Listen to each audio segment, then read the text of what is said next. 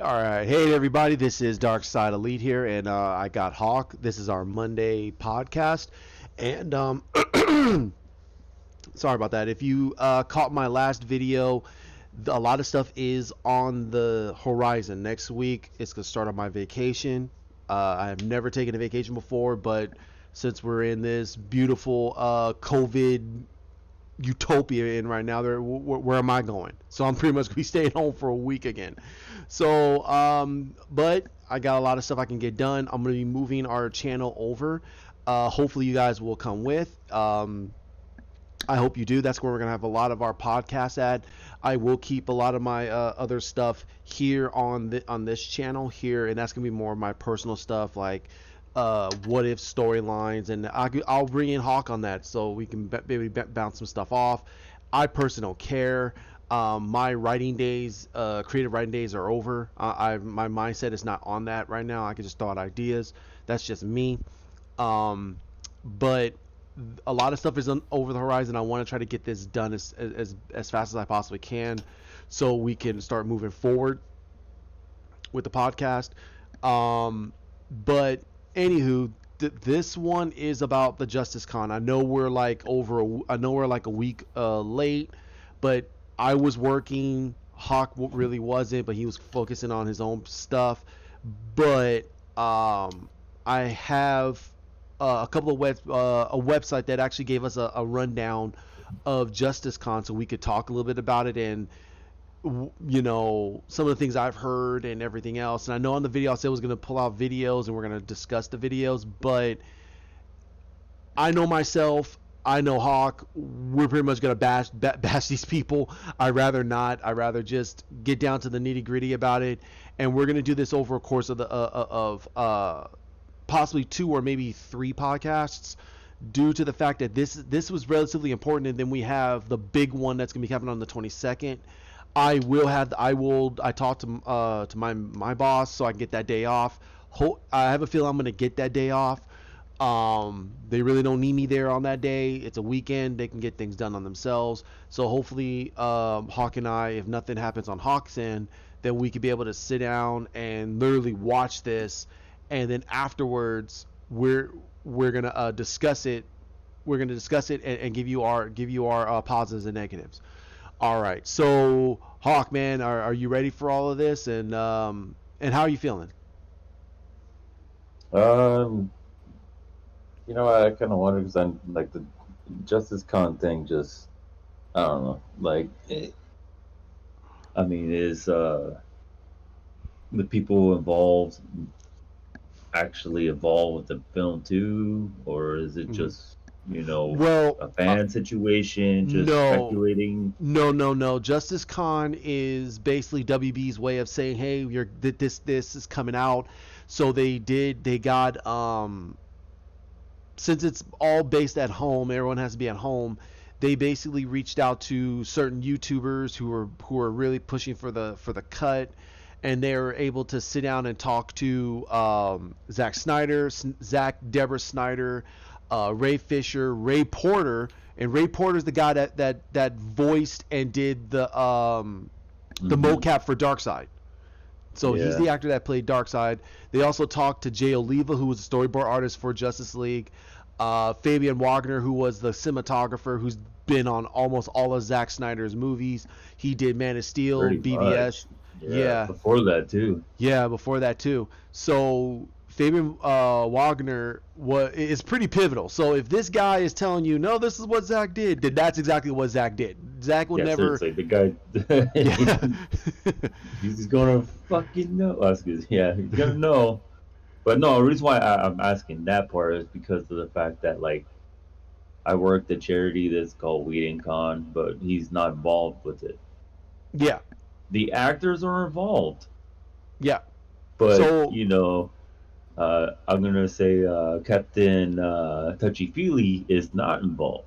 no, So no, and I have a huge suspicion that there's gonna be more stuff talking about I mean, not I'm sorry, Joss Whedon pretty soon, because um, Ray Fisher came out and he pretty much put his foot down about it, like, hey, this is what I know. So there's a lot of things coming out. I'm gonna look further into that, and that's probably something we're gonna talk about on this part 2 of this podcast. I'm gonna look Yeah. into what Ray Fisher was talking about, and we get that down 100%. I don't want rumor mills. I want to know that Ray Fisher said that, and what other things have been talking about, what Joss Whedon was doing on that set that um that made that whole situation probably even worse, or just didn't make it better. Now, Well, but go ahead. what I like about Ray Fisher though, and I've noticed this about him, he doesn't pander to people. No. He doesn't use his background as a young black man to pander for like sympathy vote type attitude. You No. know what I mean? Like Yeah. John Boyega does that, Yes.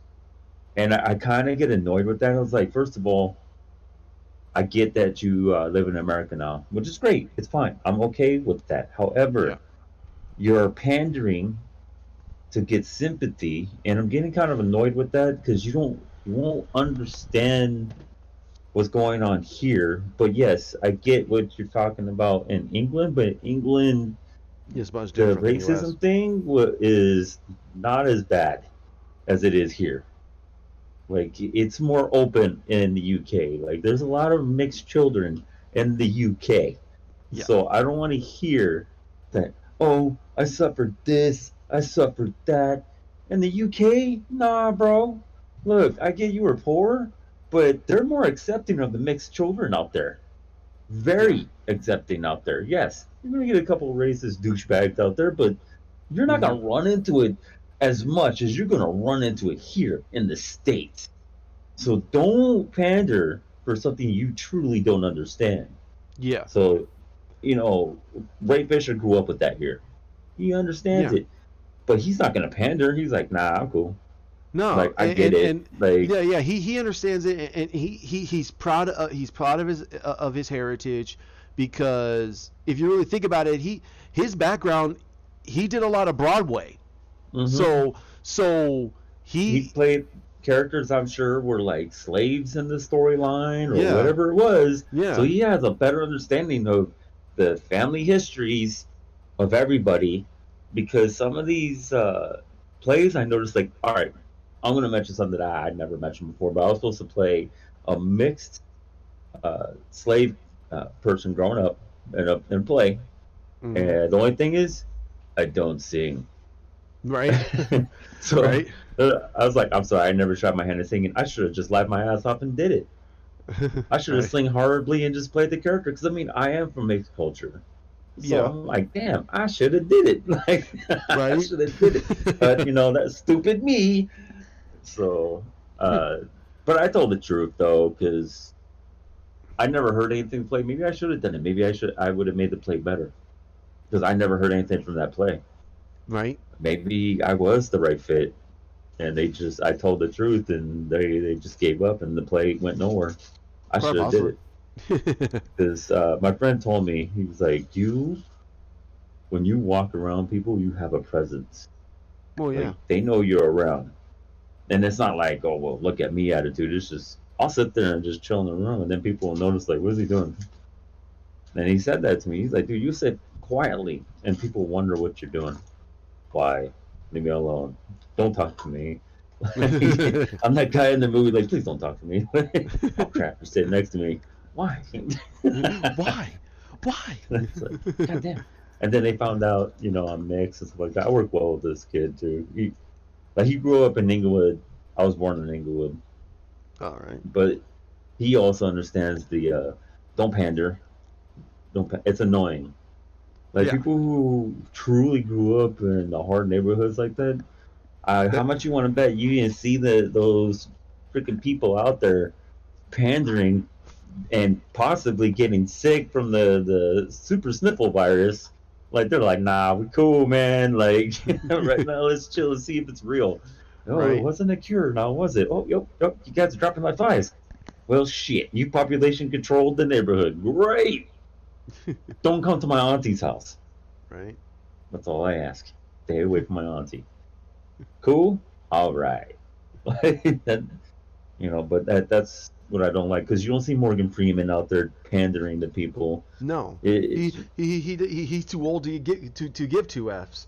He's well, too no, old to no, I mean care. he does But though. But he's not gonna sit there and it's like, why is he gonna beg for sympathy to people who are systematically drilled into the freaking core of their brain from birth this attitude that the only way you can stop it is if you stop the systematic part of it.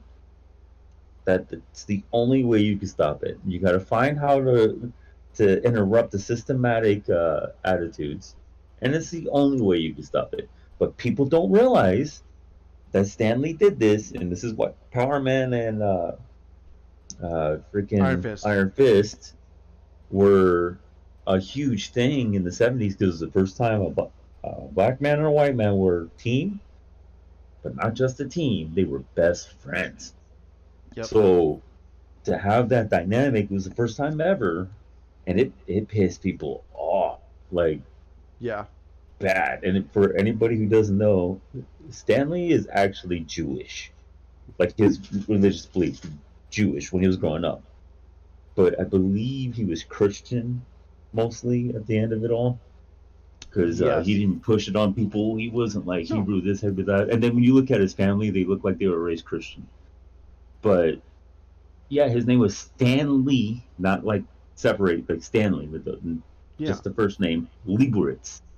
So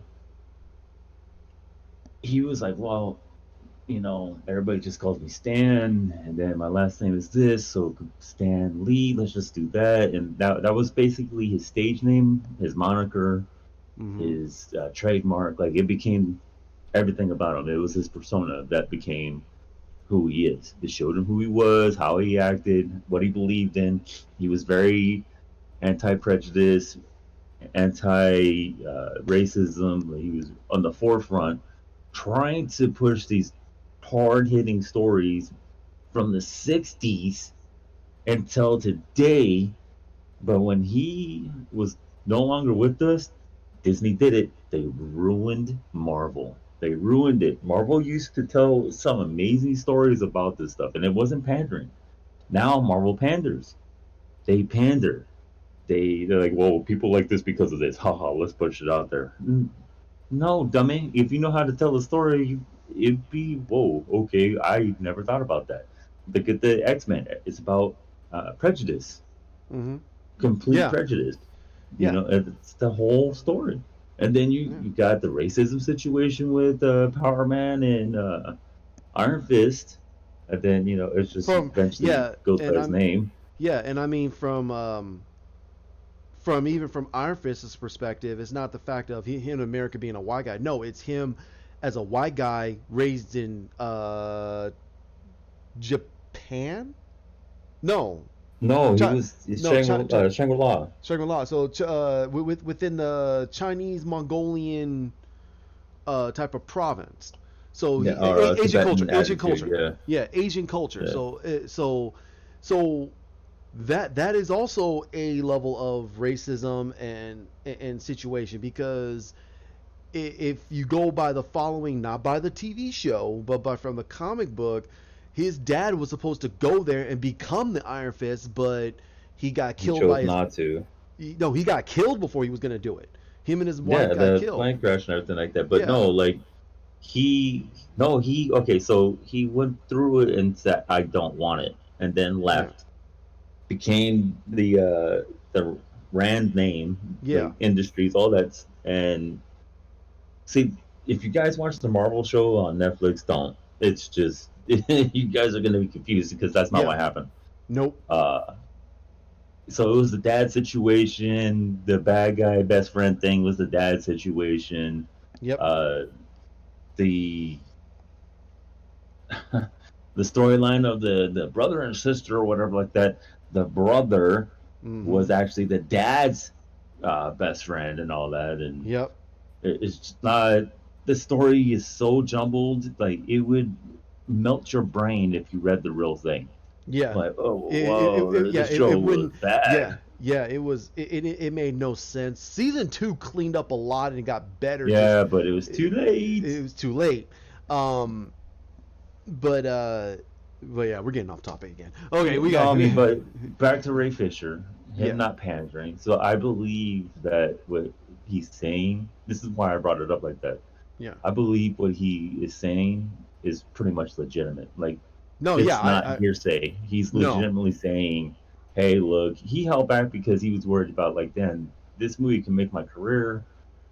Well, Should I yeah. take the chance to ruin it?" Like, Well, Jason's been around for a well, while, man. while Like and but you know now I'm gonna go back to Ray. I want to go back to Ray. Zack Snyder came out specifically and said he picked Ray Fisher. He wanted Ray Fisher because Ray Fisher had the look, he had the build. He got a he little bit does, he got a little bit bigger. He got a little bit bigger, but he had the which is build. smart. And then Yeah, on unlike top of Sparkle that, Fairy. and but on top of that, he also had the emotional range because of him doing so much Broadway over the Yeah, years. He had the emotional range to show a conflicted, angry, sad, mad, all spectrum of emotion in Cyborg. Again, basically my black men. That's half but dead. right, but but to let you all know, I'm not, from what myself and Hawk has said numerous times, I don't like Cyborg very much. His character was very one dimensional because of the way they wrote him in that time Yeah, frame. But the way there was Zach no was, substance. there was not much substance to him until he got to Teen Titans and he went away from his dad and he grew on his own character. He got Oh man, better. was that late '90s? Yeah, it was Almost 2000s? Like pretty much 2000s. yeah, it was when he went. It was when the new Teen Titans started, and that was in the '90s. It was in the '90s when the new Teen Titans started, and that was when Beast Boy and Raven were running the team. Because the Yeah, it team was that almost 2000s when he yeah, finally was we like finally he finally was out of his somewhat shell. interesting. Yeah. So what Zach was doing, if you really, despite Justice League, but if you just look at how Cyborg's character was unfolding just by his acting himself, you could see there was so much going on because his storyline intermixed with Steppenwolf. Now, anybody can say, "Well, okay, but how would that unfold?" Think about it. His whole being is from the power of the mother box. Steppenwolf can control the mother box. So he in that one scene, he said, "You're a child. You're a child. You're the child of the boxes." And he told him, he says, "I will never join you." He goes, "Oh, we'll see about that." There was something more to that. Steppenwolf knew that Steppenwolf had an Yeah, you idea that he need to could. be worried. Like, Yeah, this guy like could really now. yeah, he could literally control the mother boxes. And if he gets the mother box together, he could control Cyborg.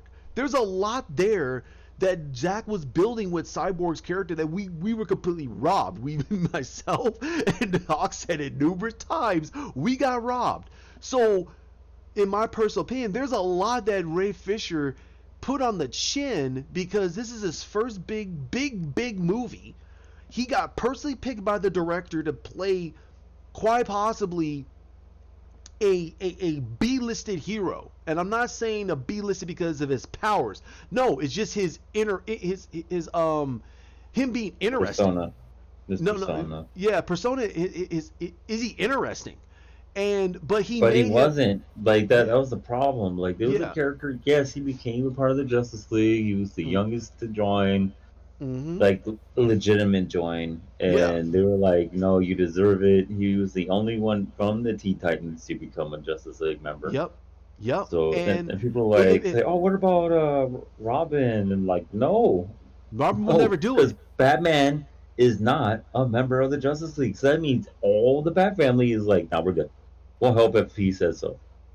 Pretty We're not much. going to help otherwise else. Like we're going to take care No, of no. our cities And and go about our way."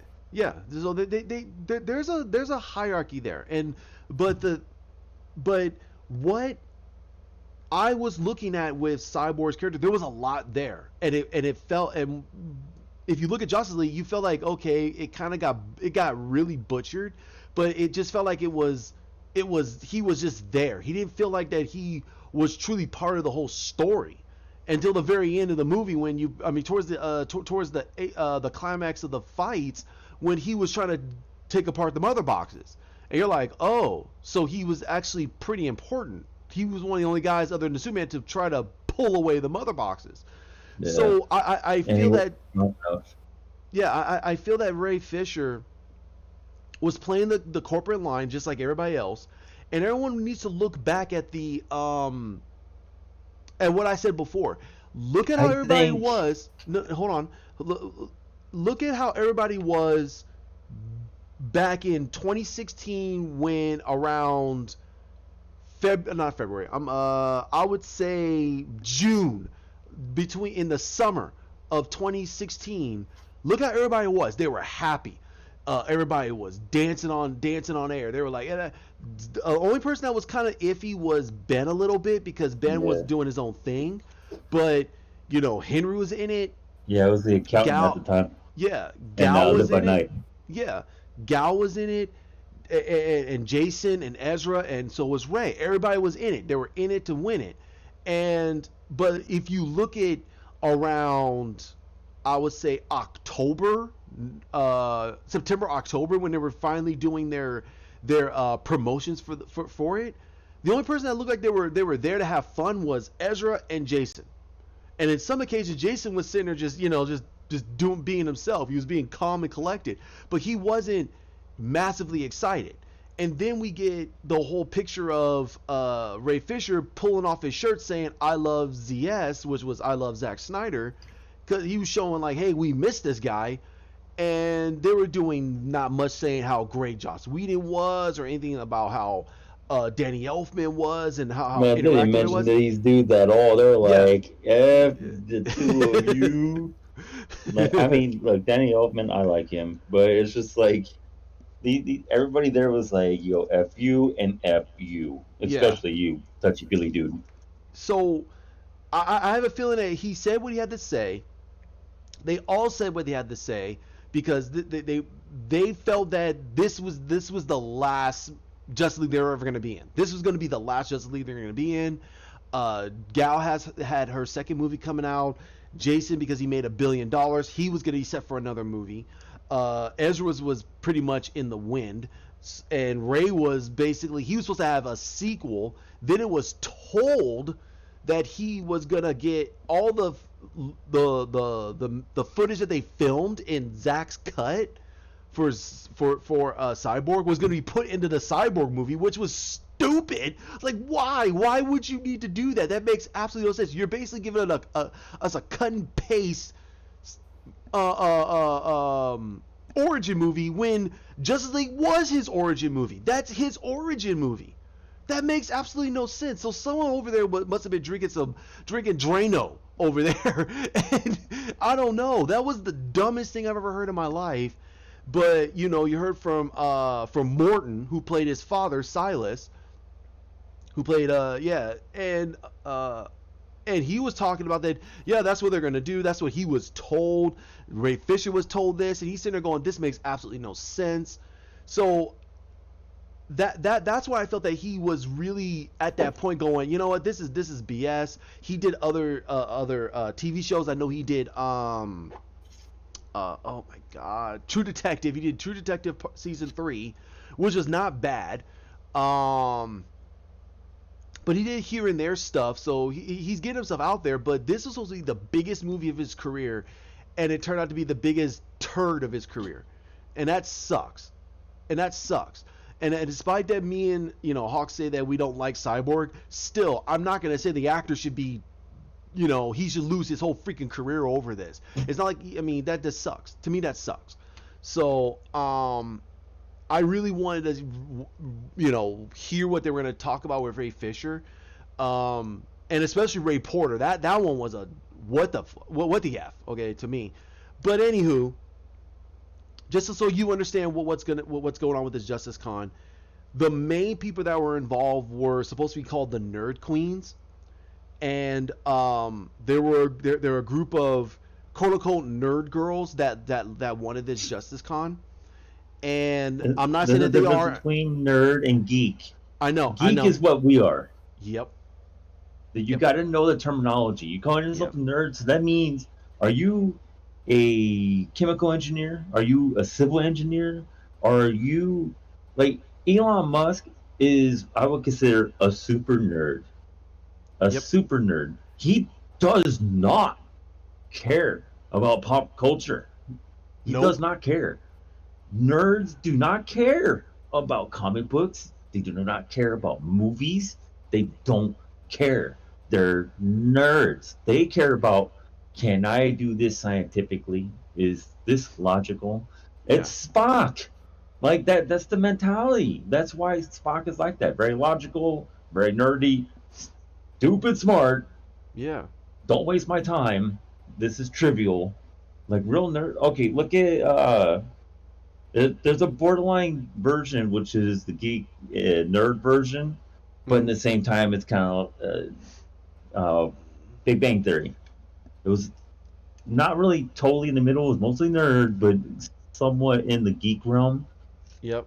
only because they were scientists. Yep. And some of the stuff was okay, but when they became scientists, they a lot of that stuff got pushed aside. It became trivial.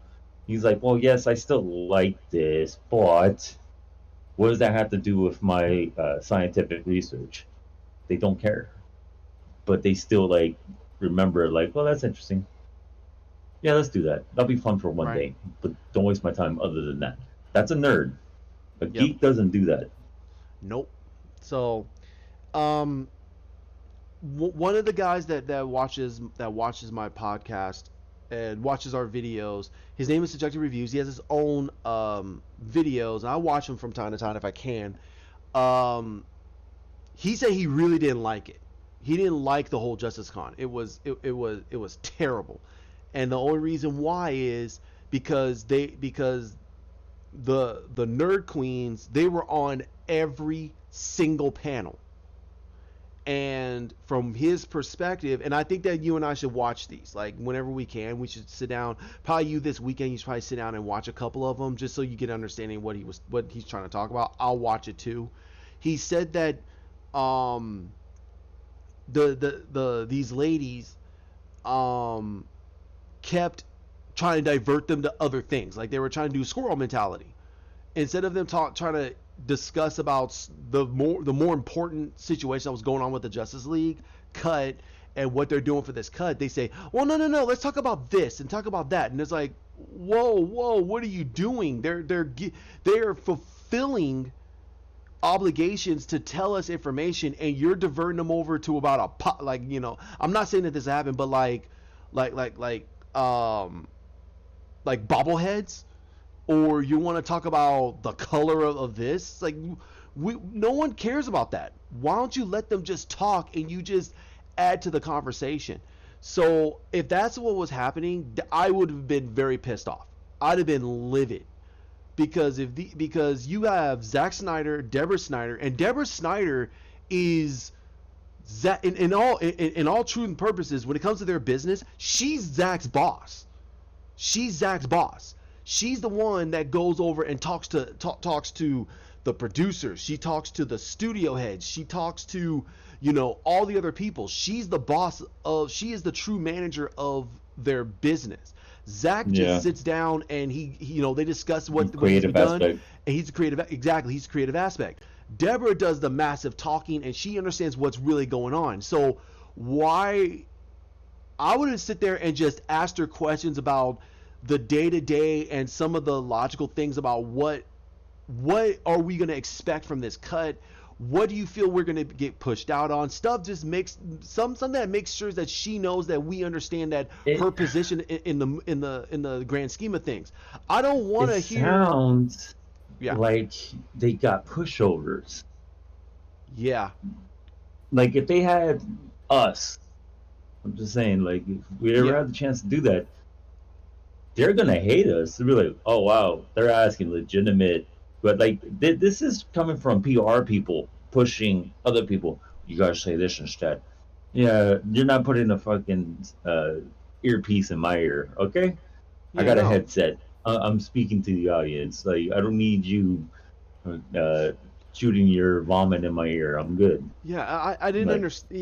Yeah, again, we got to see it. I don't think we should completely judge it that way, but I'm just saying if that's what was but that's going what it on, feels like. yeah, Yeah, so far. if they're doing that, then what the heck did these chicks need to be on here for? We needed Or it.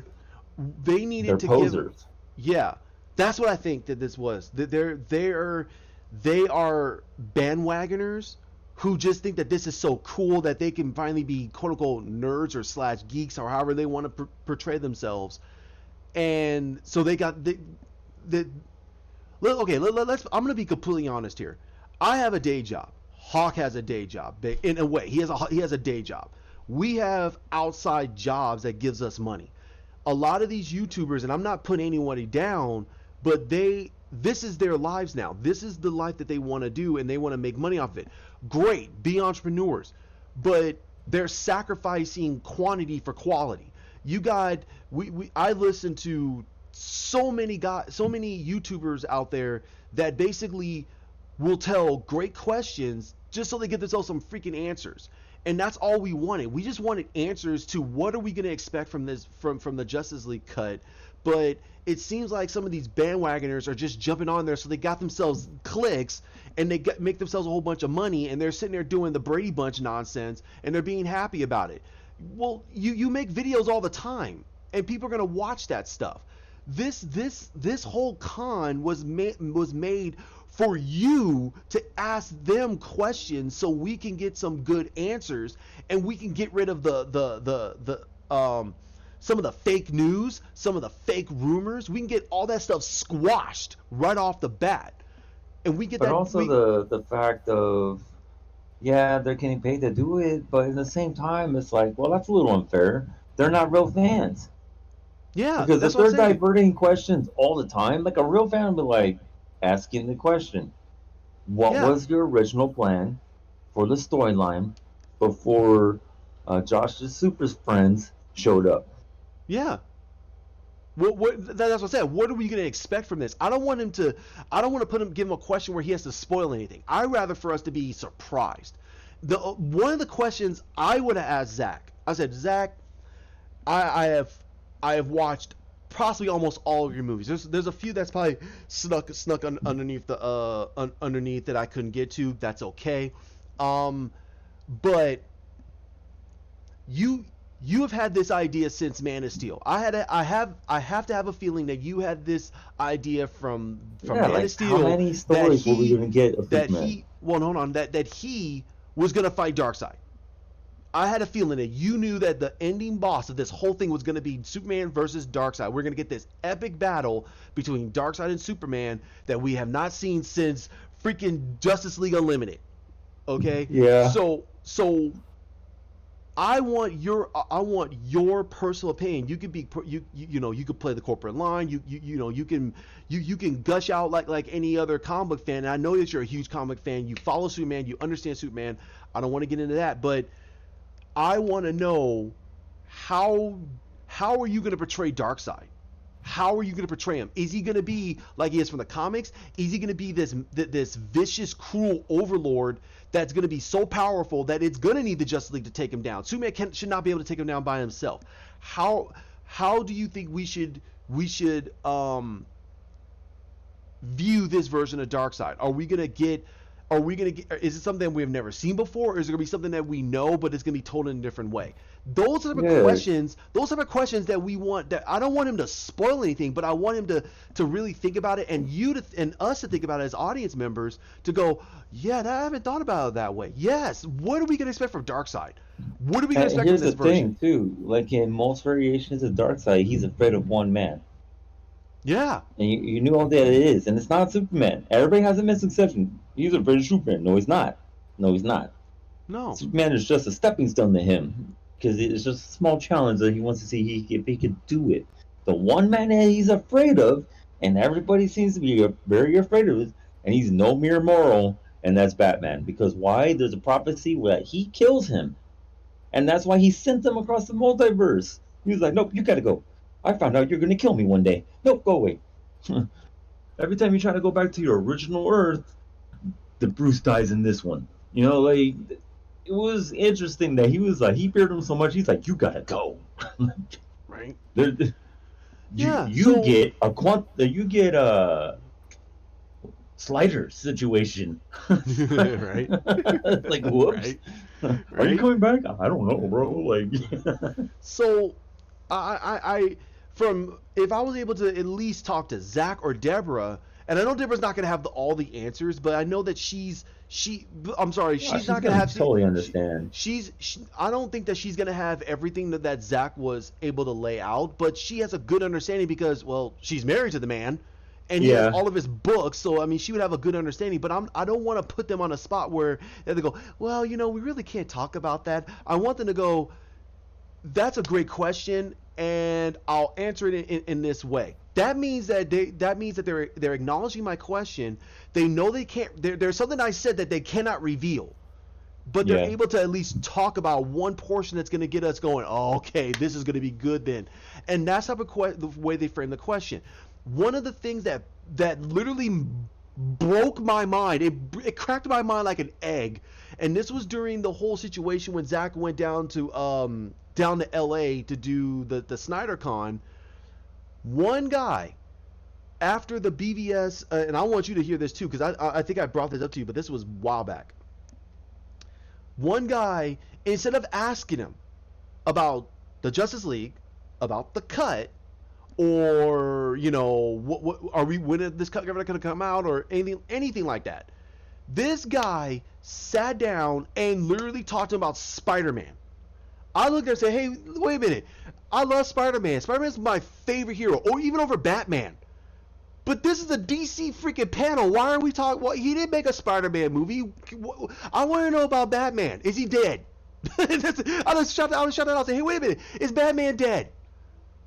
I know Spider-Man's alive. He's over in Marvel right now. He's flipping webs all over New York City. But you're talking about, you have a situation where you're talking about that Batman's dead. How Batman die? Can you explain that to me, Mr. Snyder? I'd have squashed that question. I was livid when I heard that. Comic movie marks. Freaking Matt and Shade. Matt was livid. He was more... as much as our audience has heard how mad Hawk gets over certain things, Matt was just as mad over that dumb question. Why is Zack Snyder talking about Spider-Man when he did no Spider-Man movie, no Spider-Man comic book? He didn't even look at a Spider-Man anything recently. He done the Justice League. Why are we talking about Justice League stuff recently. so, Yeah.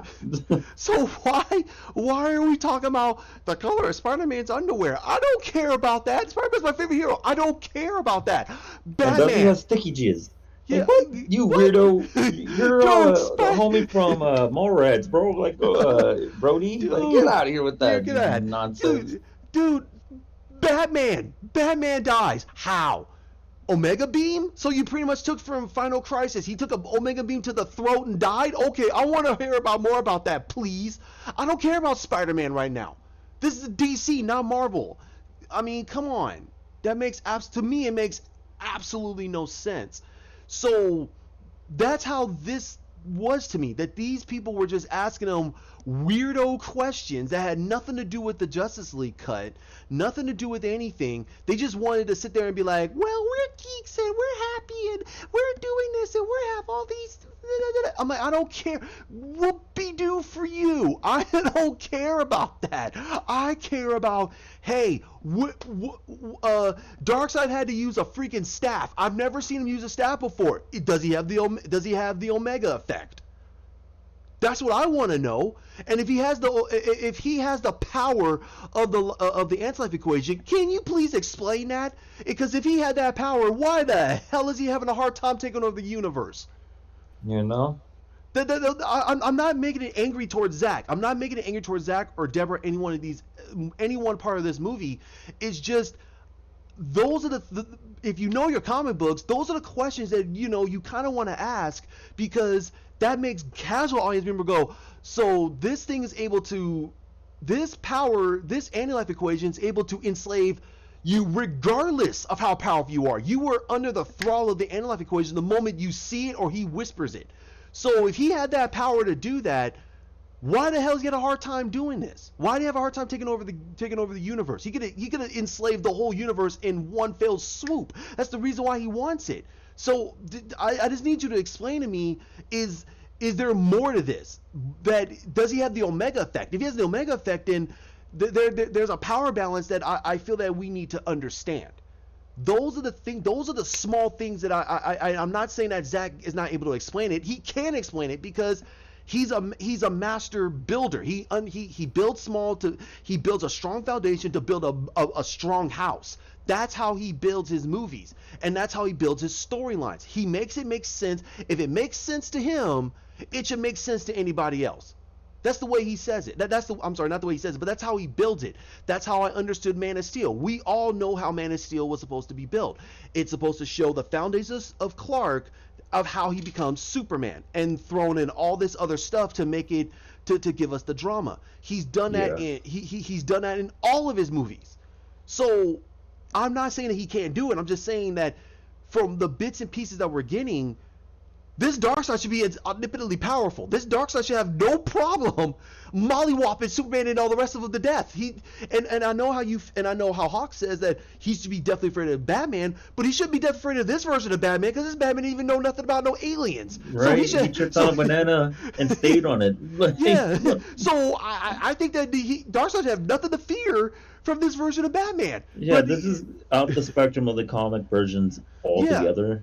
And yeah, then you just look at it like, wait a minute, Batman's always been the one to fear. Always. yeah. Because So the guy is kind of a psychotic, man. I mean, that's look. If you guys read Batman, you understand the he's dude is not right.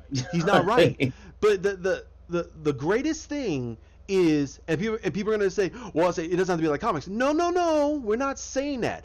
But if you look at how Ben was treating Batman, his mind is now open. He's seeing all these powerful gods in his world, and he's going, Hmm. You would have uh, started figuring out how to stop him. he either figure out how to stop him, or he's trying to go, okay, okay. If these entities are on his planet, what the hell is out there in space? That's on our way. Yeah. So he's thinking of the bigger picture, and that's how Batman is. I'm not saying that he should have a suit made for everything. He's not Iron Man. He's No, not he doesn't Iron do Man. that. He doesn't do that. Mm. He has maybe How- 4 or 5 different suits for certain villains. He doesn't have Well, he five has a different suits for. Hellion armor Yeah, to to specifically deal with Apocalypse yeah, the and Hellbat. Yeah, the Hellbat armor. Darkseid. Yeah, Yeah, Hellbat. Thank you. Well, hell, it is a Hellion thing. I mean, yes, yeah, I was just saying as a description, but yeah. yeah. But he So did that because he was like, in order for me to survive some of the areas easier, I'm going to need to do this. yep, He studied the area, uh, the terraforming of it, the topograph of the lands, the yeah. everything ups and downs. Like, whoa, this is not good. I will die if I breathe this. Yeah, he made armor specifically so he could fight on the planet. Yeah. And so there's a lot there. And even with Ray Fisher's character, I would have loved to sit down with Ray and say, "Hey, Cyborg to me is a very he is an interesting character, and there's a lot on his plate that we have never been able to see because he's always been robbed on the fact that he does the and I'll say in quotes, hate to say it, but he does the woe is me type of attitude. Now there's a lot there that we know of the character. He was very close with his mother. He wasn't Hmm. that close with his dad. His dad was a very at work type of father. But He was an actual nerd, yeah, he was an actual true nerd. His son is a genius. but a Victor was jock. not done. He was smart as hell. He could have went to any college he wanted. Any Well, this college. is why people don't understand. Like, he didn't have to get along with his father so much. Homie learned to fix himself. Yeah. He learned to fix himself. So why, like, why would he? Dad, can you help me? I don't know what to do. Wah, wah, wah. Like, what? No, homie did. He was like so annoyed with his father because he blamed his father for the mom's Yeah. passing that he Yep. was like, nah, bro, I'm good, Yeah. dude. I can fix myself. It's cool. Yeah. And he And did. He yeah, fixed he did. himself. And here's a bridge over Cyborg's backstory. They did get into a car crash. Mm-hmm. Victor and his mother, they got in a car crash. She died. He was barely alive. What his dad did was he grafted the technology onto his skin. Mm-hmm. He was like a Borg, if you want to go by Star Trek terms. Star Trek terms, Yeah. he was a Borg. Okay, he was part cybernetic and then part human. He had more human parts to his body, but over the time when he got connected to the internet and he got more technology, he adapted alien technology, not the mother box, but alien technology, and it started grafting over the rest of his humanoid form, but it left half his face because he fought it. Yeah. So that's what created Grid in Mm-hmm. the situation. And Grid was supposed to be his darker nature, his darker psyche in a robotic form. That's why it was a part of him. So when that got separated, and then they did all the whole storyline with that, they had nothing else to go with this character. That's why he went over to freaking Teen Titans for a long period of time.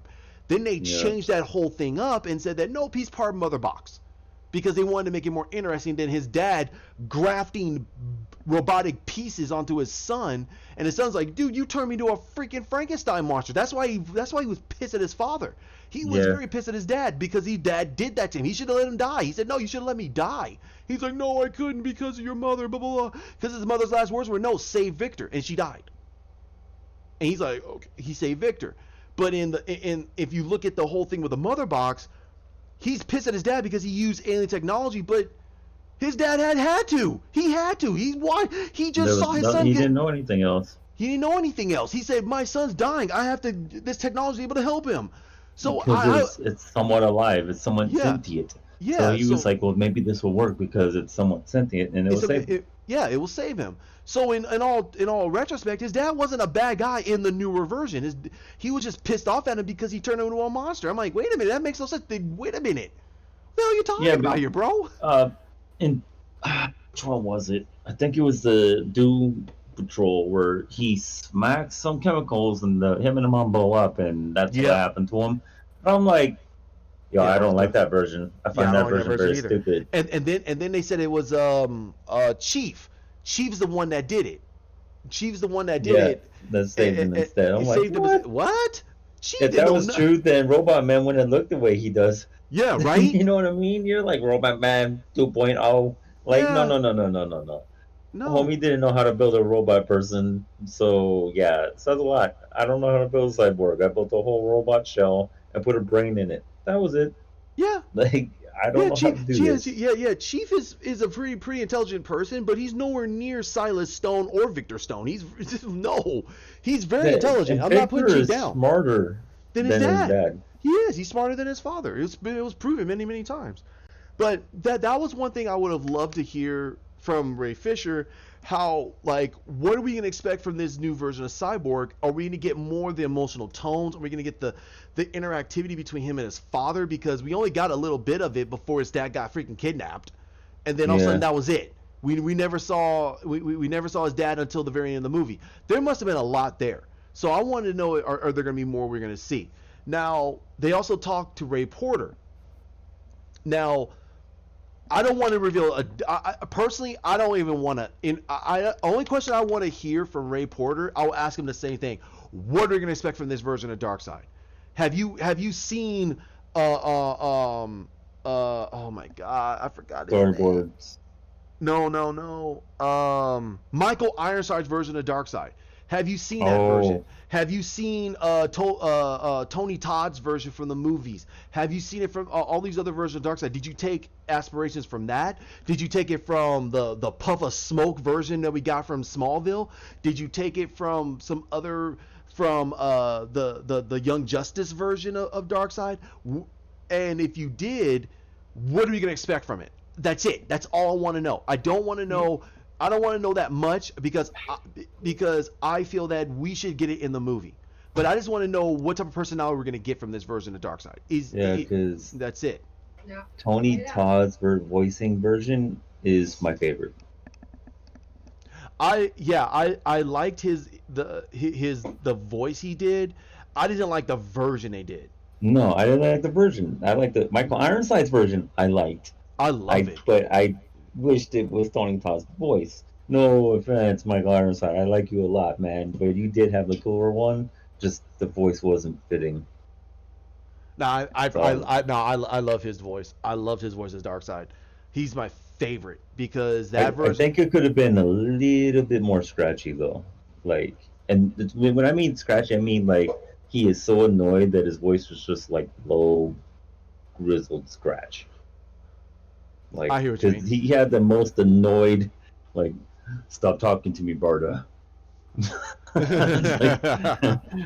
this conversation's over. Like, you Right? know, like just a little bit lower tone because the way he spoke to people was very condescending. He was like, I see.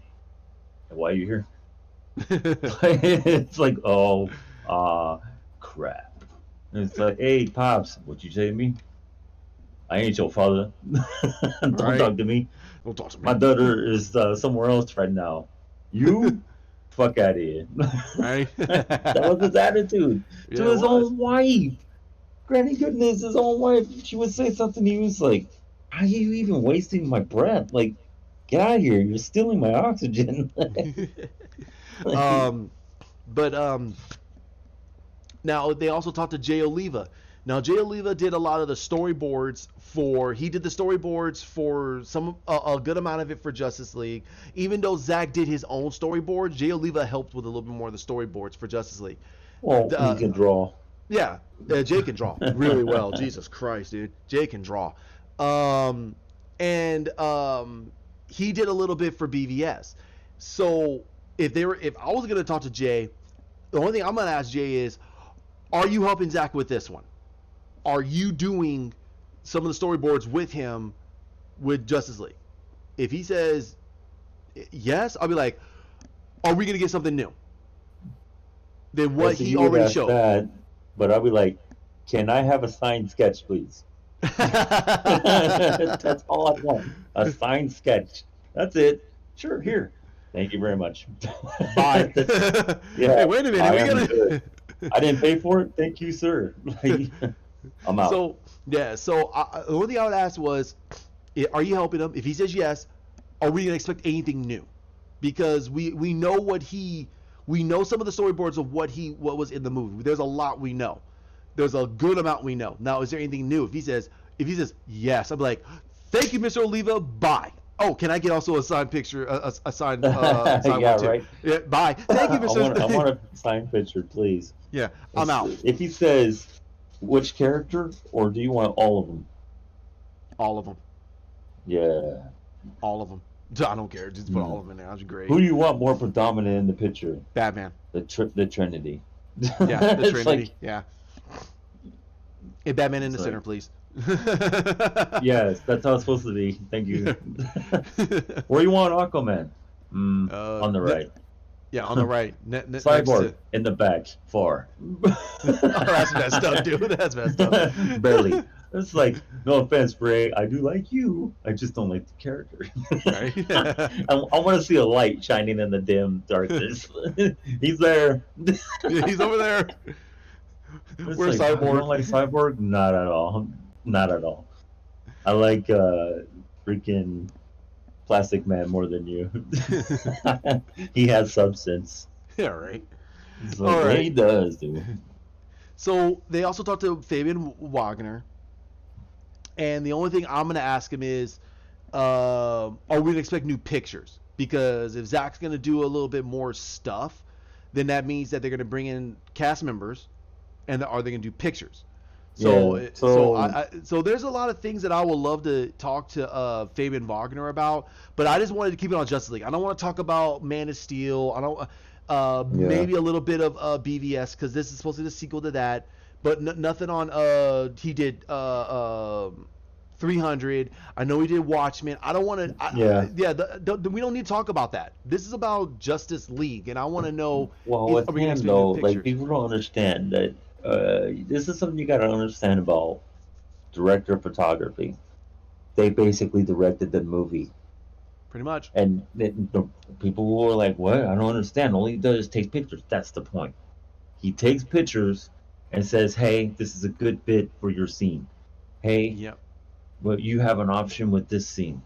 You could do this one or this one. That's what the director of photography does. His eye is first. He brings up the options. They go, okay, this option sounds good. Let's go with that. That's what the director of photography does. So he basically does the movie layout first. Yep, he does the Then they skeleton. decide He to does the film in skeletal these frame. areas. And then that's how the movie is made.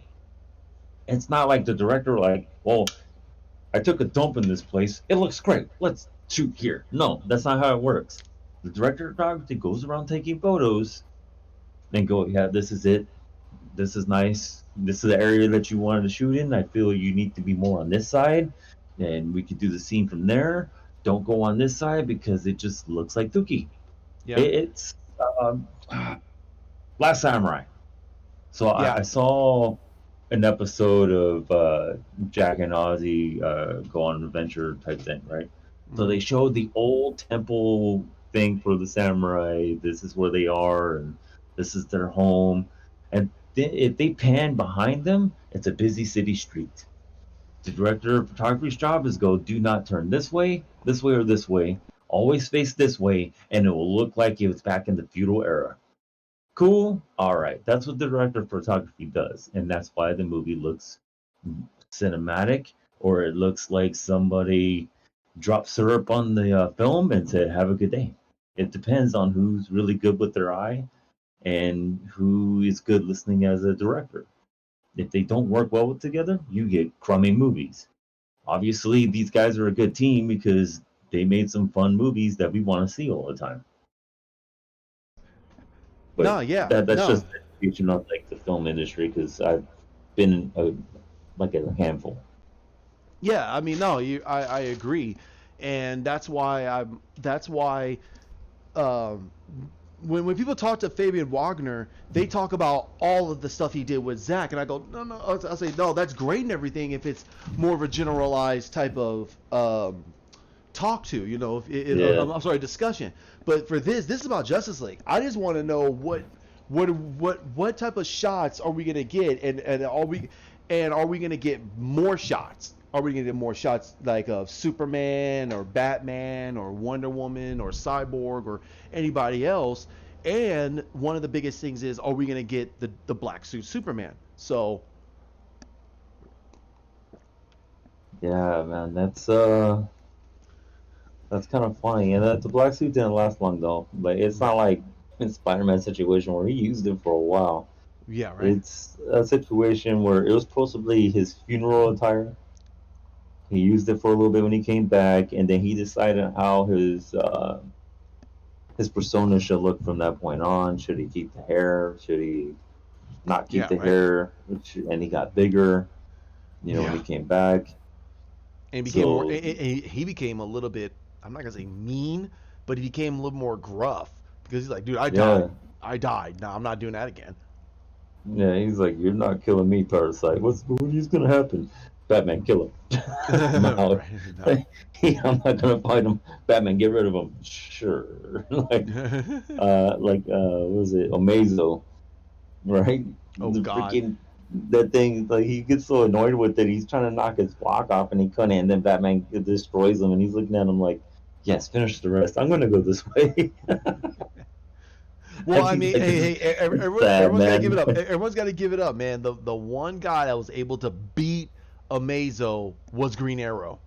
Yep, like truly do it, yeah. He truly did it. Him and Batman, like Batman destroys him like really good, but stopped the Mazel from coming back. It was Green Arrow. He was like, "I'm not coming back." Yep. He's Blew. like, "It's over." Yeah. Shot an arrow right between his eyeball, and he freaking died. He blew his head blew up. And you're like, Well, I what? mean, the Yeah, funny but thing is, Batman hit him with a battering in the middle. It wasn't deep enough. The shot him. penetration wasn't strong enough because he couldn't throw that hard.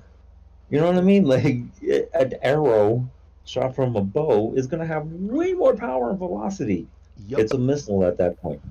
It's like I'm not taking shots at Batman. I'm just saying he did do it. It's just he didn't have the penetration power with just physically throwing it. Like the dude throws hard. I'm sure he throws probably like 110 miles. It's not enough.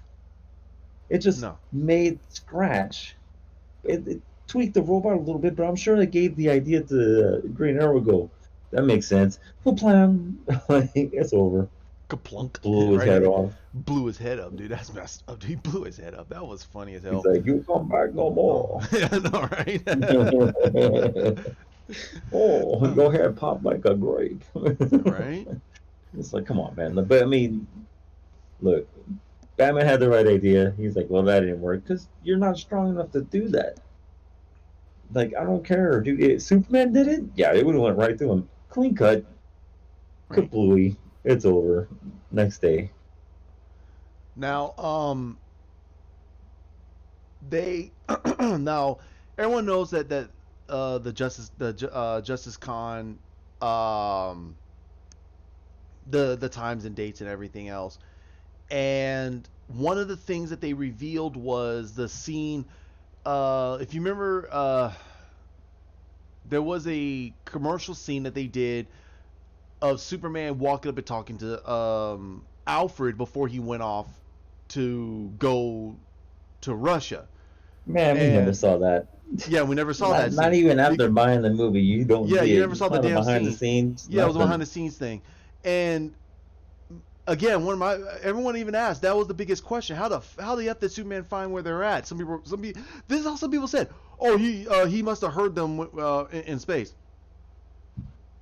What? Oh, he What? doesn't hear screams in space. The dude is not that powerful. He's not a god. Like, Dude, I the, mean, dude, he can't. Dude, do you understand that he just woke up? He just was able to. He was trying to figure himself out with Lois. His mother showed up, and he was able to finally, get if back he's some in semblance of space, humanity. it's And then he went. strength. He went over to back to the scout ship because for some strange reason, no one knew why he had to go back there to go get a suit. Mhm. Shouldn't his suit been with freaking Ma Kent? Nope. Why he had to go back to the scout ship? Who put it there? That's the thing. Okay, first and second of all, if they were able to activate any of those other suits, what the f, dude? So there's a lot of things that make you go. He's That like, makes Papa left behind this. oh my Yes, god. this is the suit of Any the scientist. Yeah, so Like, we saw the black suit. We saw and the scene. He went through he went through the thing, and what Zach said is, and this is how we outlined it. He went back to the scout ship to get the suit, and he didn't know which suit to get. So it showed the black suit, and then it showed the traditional suit that he wore. mhm. Now, he chose to go with his traditional suit. So they're sitting there saying that Zach's going to change that and say that he chose the black suit because he's not assured of himself yet.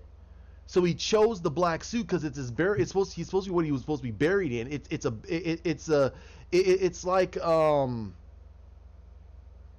It's like a Japanese martial artist wearing his gi. That's pretty much how it Yeah. is for them. Because we saw in Man of Steel that Zod was wearing the same freaking suit. He's wearing the same thing. Hmm.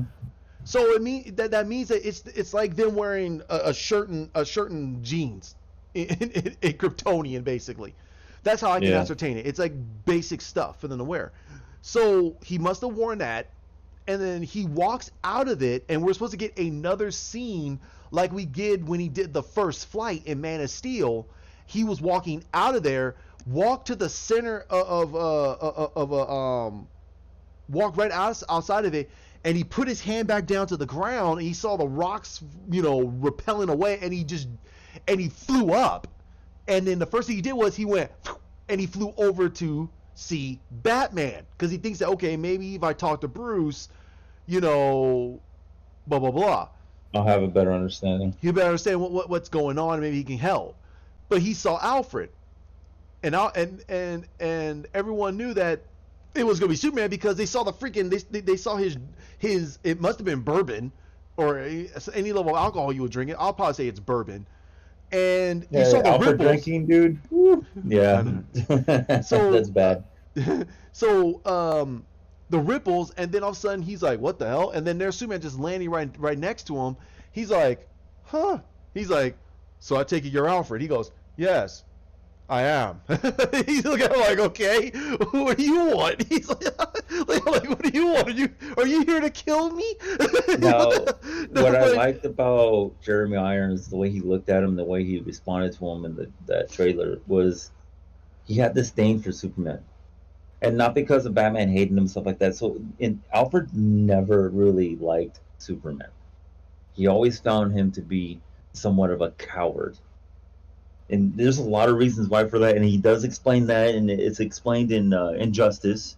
yep. But that's how Alfred feels about him. He's like, "You're a coward. If you lose your powers, you couldn't stand next to Master Bruce if your life depended on it." And it's true. There's no way he is not brave without his powers. He loses his powers, he doesn't know what to do. He can't fight. He becomes an introvert. He's very timid. He doesn't know if he belongs because he's an alien, but now he has human strength and it's weaker than people. Like that, it's the betrayal of him having a strong mental attitude in Smallville. That's not true. When he lost his powers, he was incredibly afraid. But he's a coward, just like Alfred said. You're a coward. Well, I mean, You the have no he business being a hero without your powers. Because Batman and a few others said you need to learn to fight, my dude. It was Hal and Batman. Even the Flash was like, "Yeah, you gotta learn to fight, bro." Because one day, because Batman said it, one day if you somehow lose your powers and you don't know how to fight, you're dead. There's no coming back from that. You got to know how to fight and defend yourself so you can get away and fight another day. And he didn't listen. He's just that brute brawler. But Alfred never had respect for him. Never. He well, was I like, nah. mean, yeah, in the comics, yeah, I would. He doesn't No, respect by far in me. the comics, yeah. But Um, in the in the movie, what movie, I saw was he had kind of like a distaste for him. He's like, "Oh, it's you. Cool, great. You know where I live now. That's well, awesome. Like I gotta tell I Master saw. Bruce about this." Well, I think he saw more in the fact of, oh, and he kind of had this, okay, like, why are you here? That's how what I got from it. Like, why are you here? But he's sitting there going, he wants to know where Bruce is at. And he goes, well, they're in Russia taking care of the situation. He goes, Russia, huh? All right. He goes, and I hope that you're not too late. He goes, it's good to have you back, but I hope he hopes that he's not too late Yeah, like because he's a little bit because he nicer. yeah he's Not being because he's nicer, not but afraid. He's just but nicer to him. yeah, and it's more on the fact of everything that Alfred was talking about in BVS.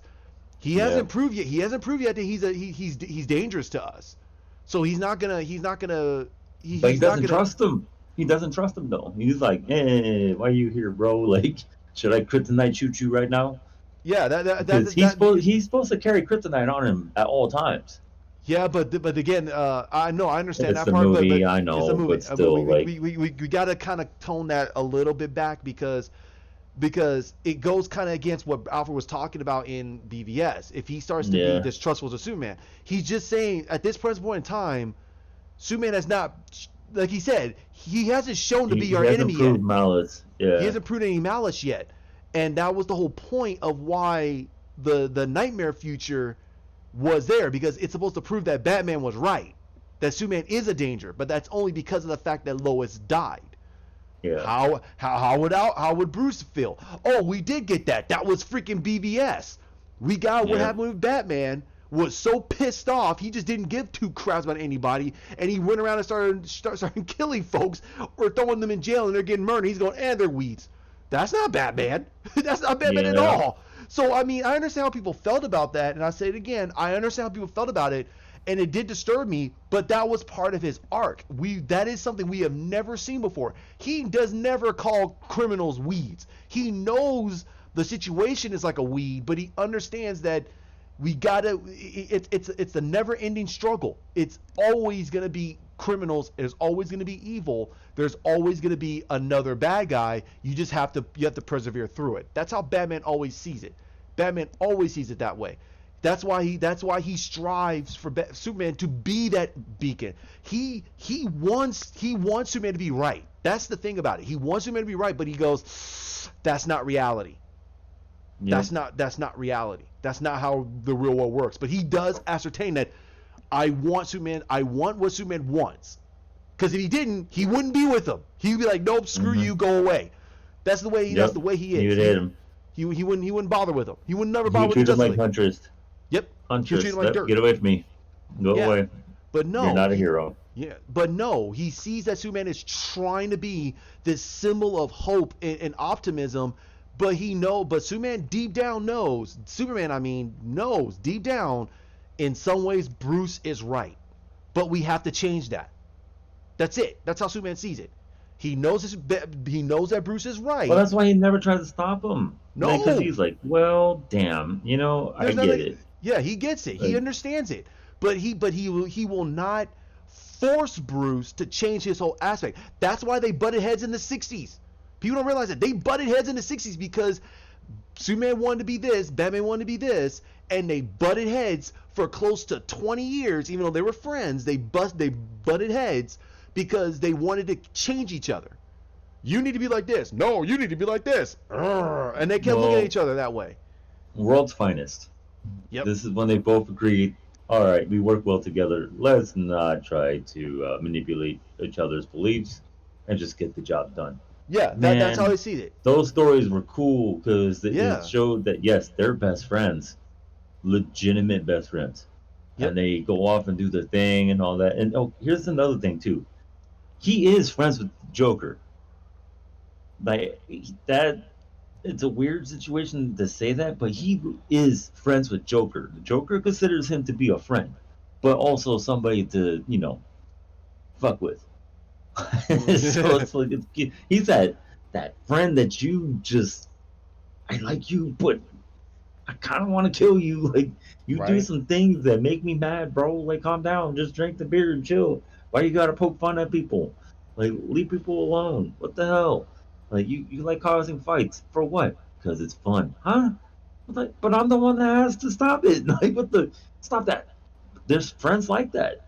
It's Yeah. the asshole friend that you didn't ask for, but you got.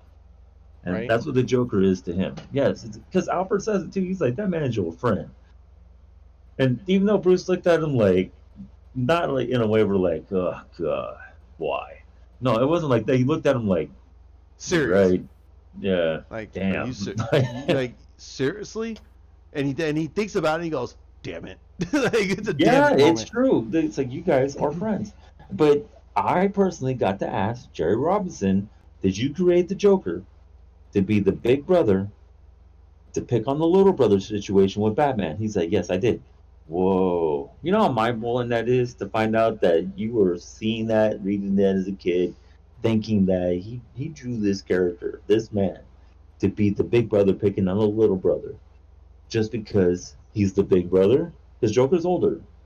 So Mm-hmm. it's when that was proven true, man, I like the Joker more now. Like, it's like, and the man who made this character, you're awesome. And God rest your soul, rest in peace. I'm glad you're not around for all the BS that's going on right now. Right. But I just wish that you had a chance to see this version of the Joker in theater, though. Right. That would have been pretty cool to see your incarnation have a different perspective and all that. But whatever, it is what it is. And then that's the thing. They paid homage to the Big Brother thing. The scene at the gate. He did the Big Brother thing. He tried to make him laugh. He tried to see if he could get him to be playful. He was showing Bruce a different side of how you could be. And then that got shunned away by somebody that should have never talked to him like that because that's not how that man is. But whatever. It's a terrible Yeah. version of Alfred in that movie. Oh, And his Joker, dad. Joker. Yeah, yeah, in Joker. They Okay. paid homage to the big brother little brother situation, and I was like, that's cool. Right. That's cool. They tipped their hat to Jerry on that one. I thought that was cool. So, Oh yeah, the black suit, the black suit. Went from black suit to Joker. Jesus Christ. I mean, these are So not really tangents. These are just character perspectives. yeah. So I'm my whole thing is I'm hoping that if he does keep the black suit in there, how is he gonna storyline build that in? So that's why, and we're gonna talk about this in the second part because there's a lot there because there's a lot of stuff that's been added in, and he's gonna add more stuff in. So that means that this movie is gonna be almost like a mini series. I have a feeling this is gonna be like a Yeah. mini series. I mean, also too, like, are they gonna show kind of like the afterlife stuff? Who Because knows? remember, he had an afterlife situation. I have that book too.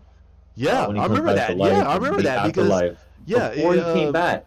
yeah, he was gonna go to the representation of Kryptonian heaven, and then But his dad was there, yeah, and it he was like, showed "What you Jonathan. doing here?" Yeah, he told him that. Hey, wait a minute. He goes, "Are you sure you want to go through that?" He goes, and he looked, and then he saw his birth parents looking back at them, and they're holding each other, and he's sitting there. He goes, "But I did what I." He says, "I did everything I could." He goes, "Did you?"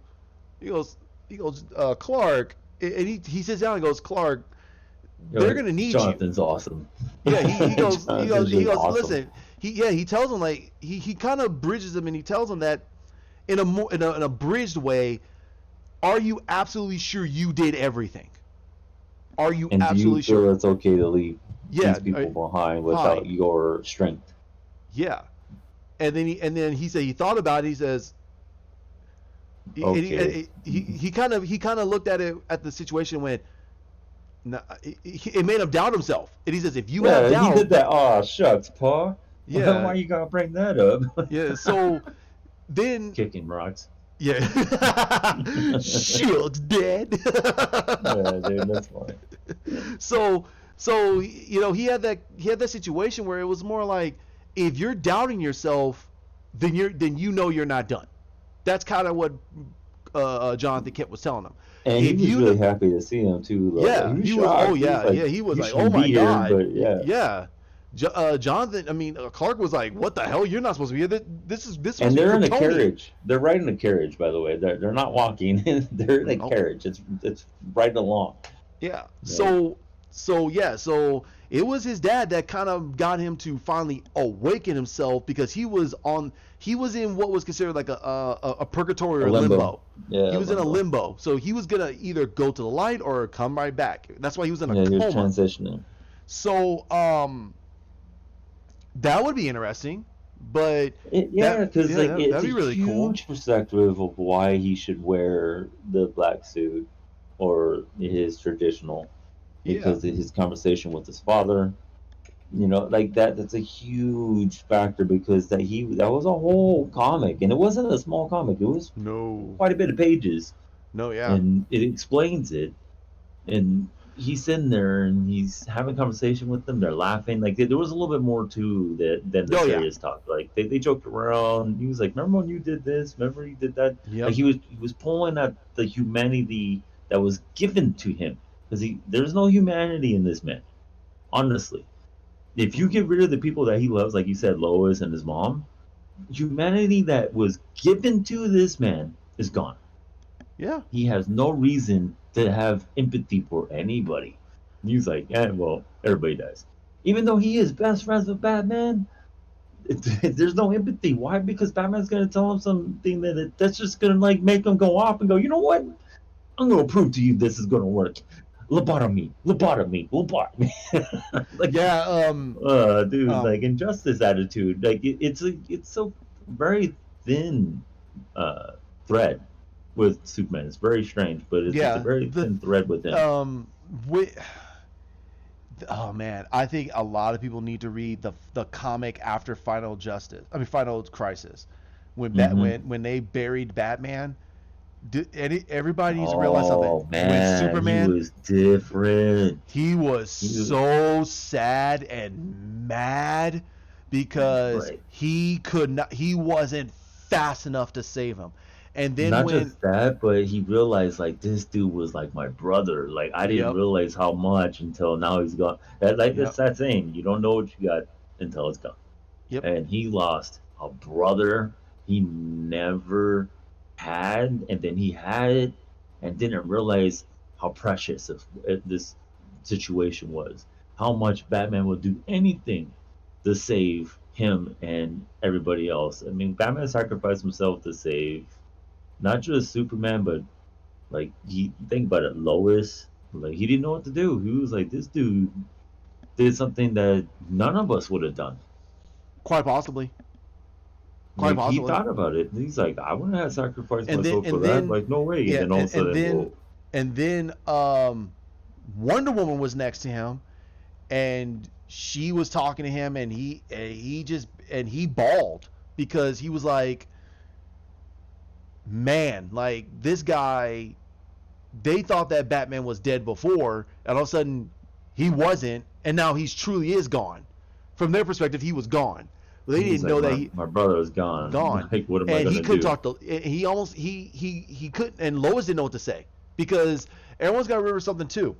There was actually a triangle between Superman, between Clark, Bruce, and Lois.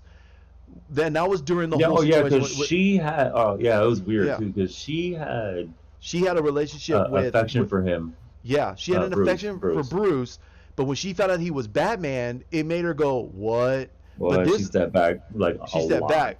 Yeah, she was like, "Wow," and that's and then the whole thing with Clark was not happening at that time. Whole thing with Clark was not happening at that time. But then she was starting to have a little bit more feelings towards Clark because he was just there. That was the thing. Like he was just there. Yeah, that's kind of sad, isn't it? Like you're the Yeah. second fiddle, my dude, Yeah. and you're stronger. You're gonna live longer. You were the second fiddle Yep. to the dude that everybody fears. Right. That's crazy. That's That's crazy. that's like whoa. So Like so hey, but I do remember that I remember when Batman I'm not Batman Superman talked to even Lois, and Lois was not having it. She was not talking. She was just depressed because of a lot of the things that happened, because people don't realize that Batman bought the planet. Bruce bought the planet and kept it oh alive. yes. So That was years and the years ago. conversation in one of the animations was super flirtatious, right? And she Yeah. flirted back pretty hard, and Superman's looking back at him like, "Yo, my dude, for real?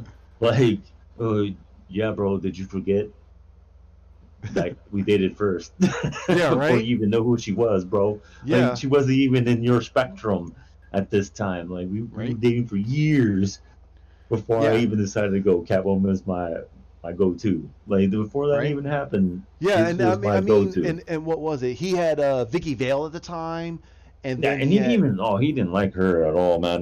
Once he no, realized because that she she was manipulated about him. She what, manipulated him just so she can get a story, and then he's like, you're a years and trash years bag. later, yeah, and years later, this is the thing. Years later, when Batman Incorporated was happening, and Tim was part of the whole, and Batman was quote unquote dead at this time, but he came back, Yeah, and there was like a whole bunch of multiple Batmans all over the world.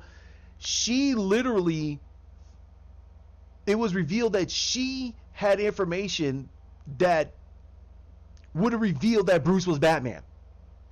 And she kept it under wraps for all this whole time. Like she knew for years that Bruce was Batman.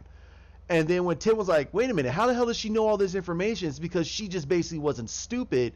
But then she kind of was like, "I know that I know Bruce is Batman. I know you're Robin. I know Dick Grayson." Da, da, da, da, da. And the only thing, and Tim said, "Okay, what are you gonna do with that information?" She's like, nothing. "Well, no." She literally said that I can't.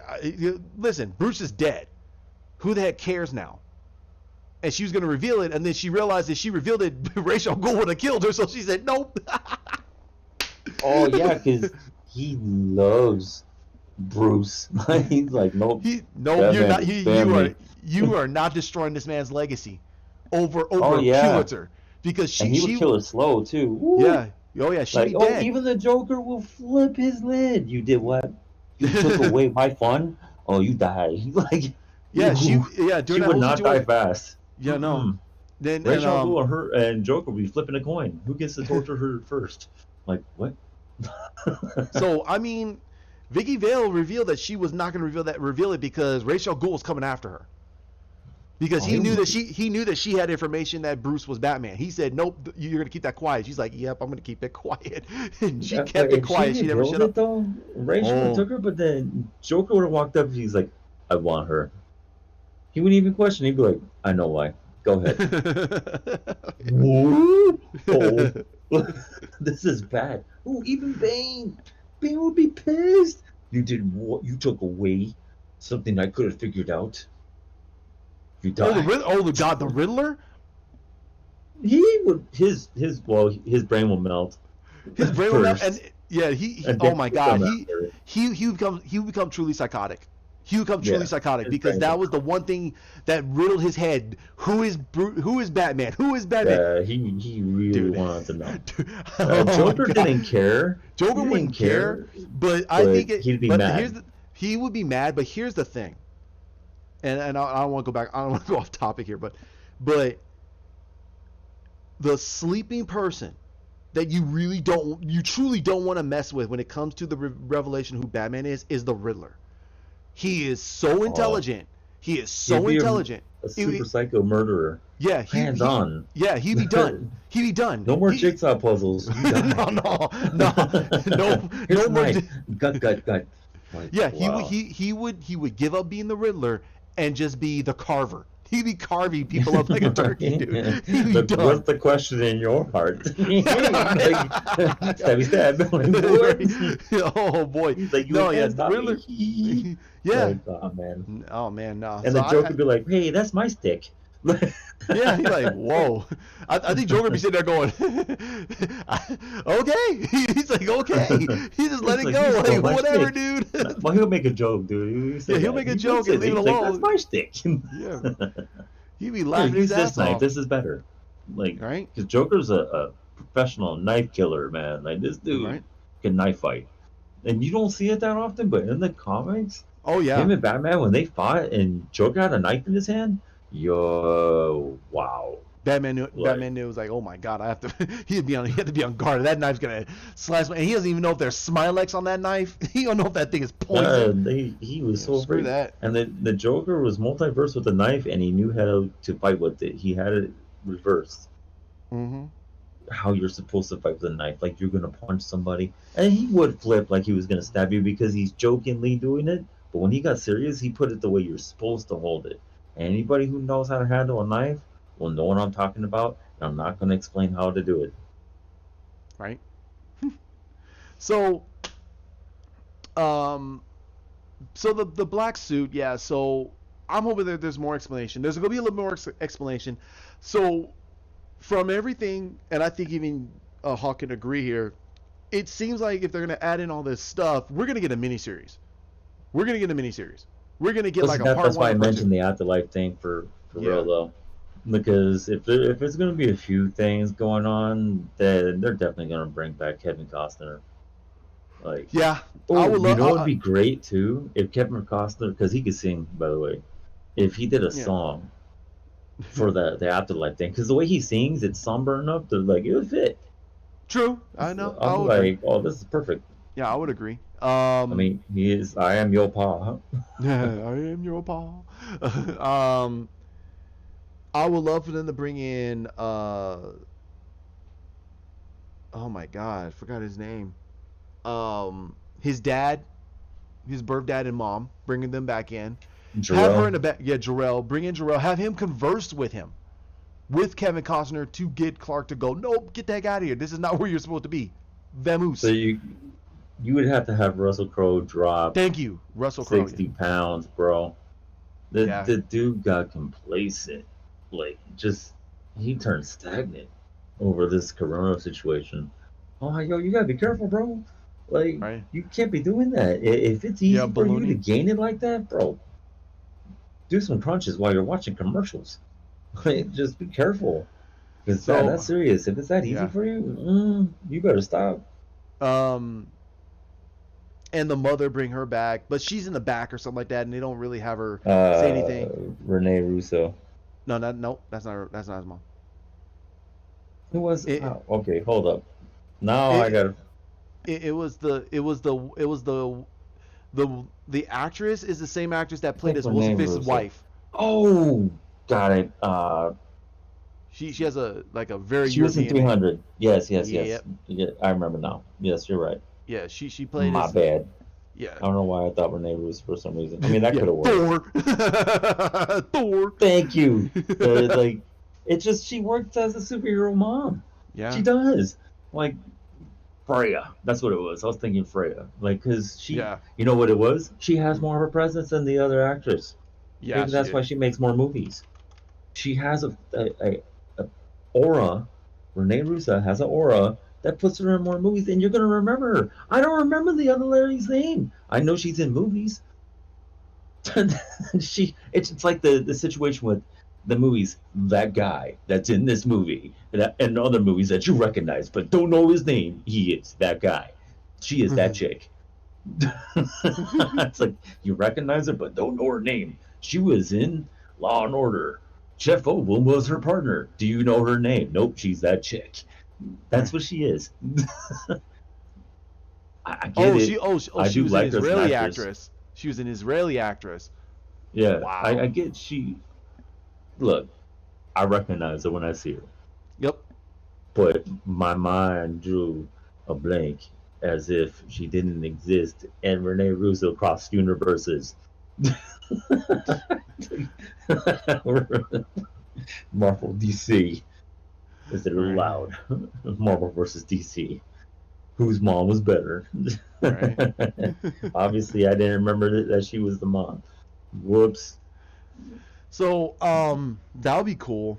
Um, but before we go, I want to talk about one thing, and this is our gigantic win. This is a win for us as YouTubers and people that love these movies and got mad because of individuals like this guy is what um, gave us the Justice Super Friends Justice League. Now, I'm going to set this up for you, Hawk, so you understand where I'm coming from. So you can start, let's kind of peer back the language a little bit. Let's just, but this black guy created his own YouTube station, and he talks about how he loves comic books, he loves Superman, and this and that. And Man of Steel comes out, and he bashes the crap out of the movie, saying that Zack doesn't know what he's talking about. That's not Superman. This and that. The same rhetoric, right? But he jumps on the bandwagon of Wonder Woman. Wait, what? Yeah. Hold on. He jumps on the bandwagon of Wonder Woman. Hold on. He jumps on the bandwagon of Wonder Woman, saying that because of Patty Jenkins and she did Wonder Woman right. This is the Wonder Woman that I know of, and he started talking about Linda Carter's Wonder Woman. I go, What? yeah, hold on. I know. Hold it back, dude. Hold it back. So I remember this. He went down to one of the cons. This dude was decked out in Wonder Woman hat, Wonder Woman sweatshirt, jacket, You and a pandering Wonder. parasite. Yep, he was pandering left and right, and then he talked like, "Oh hey Patty," and then Patty looked at us and said, "Oh hi Jody," and they're talking to each other, and he's sitting there thinking like, "Oh now he's on this big thing because guess what? He now quote unquote knows the director." So then BVS comes out. Now this happened after BVS, but when BVS came out, he bashed the living hell out of the movie. Bashed it. Talked about that Batman was terrible, and that's not Batman. What Superman? What the hell happened to Superman's storyline?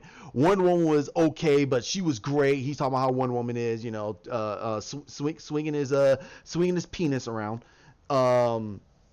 Then Yeah, it hit a then fan. I yeah, promise you. I know. Then the ultimate cut came out, and I'm gonna be honest. I liked the direct. I liked the theatrical cut. I liked it. It was very interesting and everything else. When I heard that they took out 30 minutes of that movie, I was livid. I was That's a livid. lot. That's a lot. That's an episode. That is a 30-minute episode of a show with no You know how much commercials. information Yeah, that is in a it's that's a lot. that's a lot. So we're sitting there going, what the hell? Then what was it? Yeah. Now my friend Derek, we went to go see it. We sat down. We went to the IMAX version and saw it.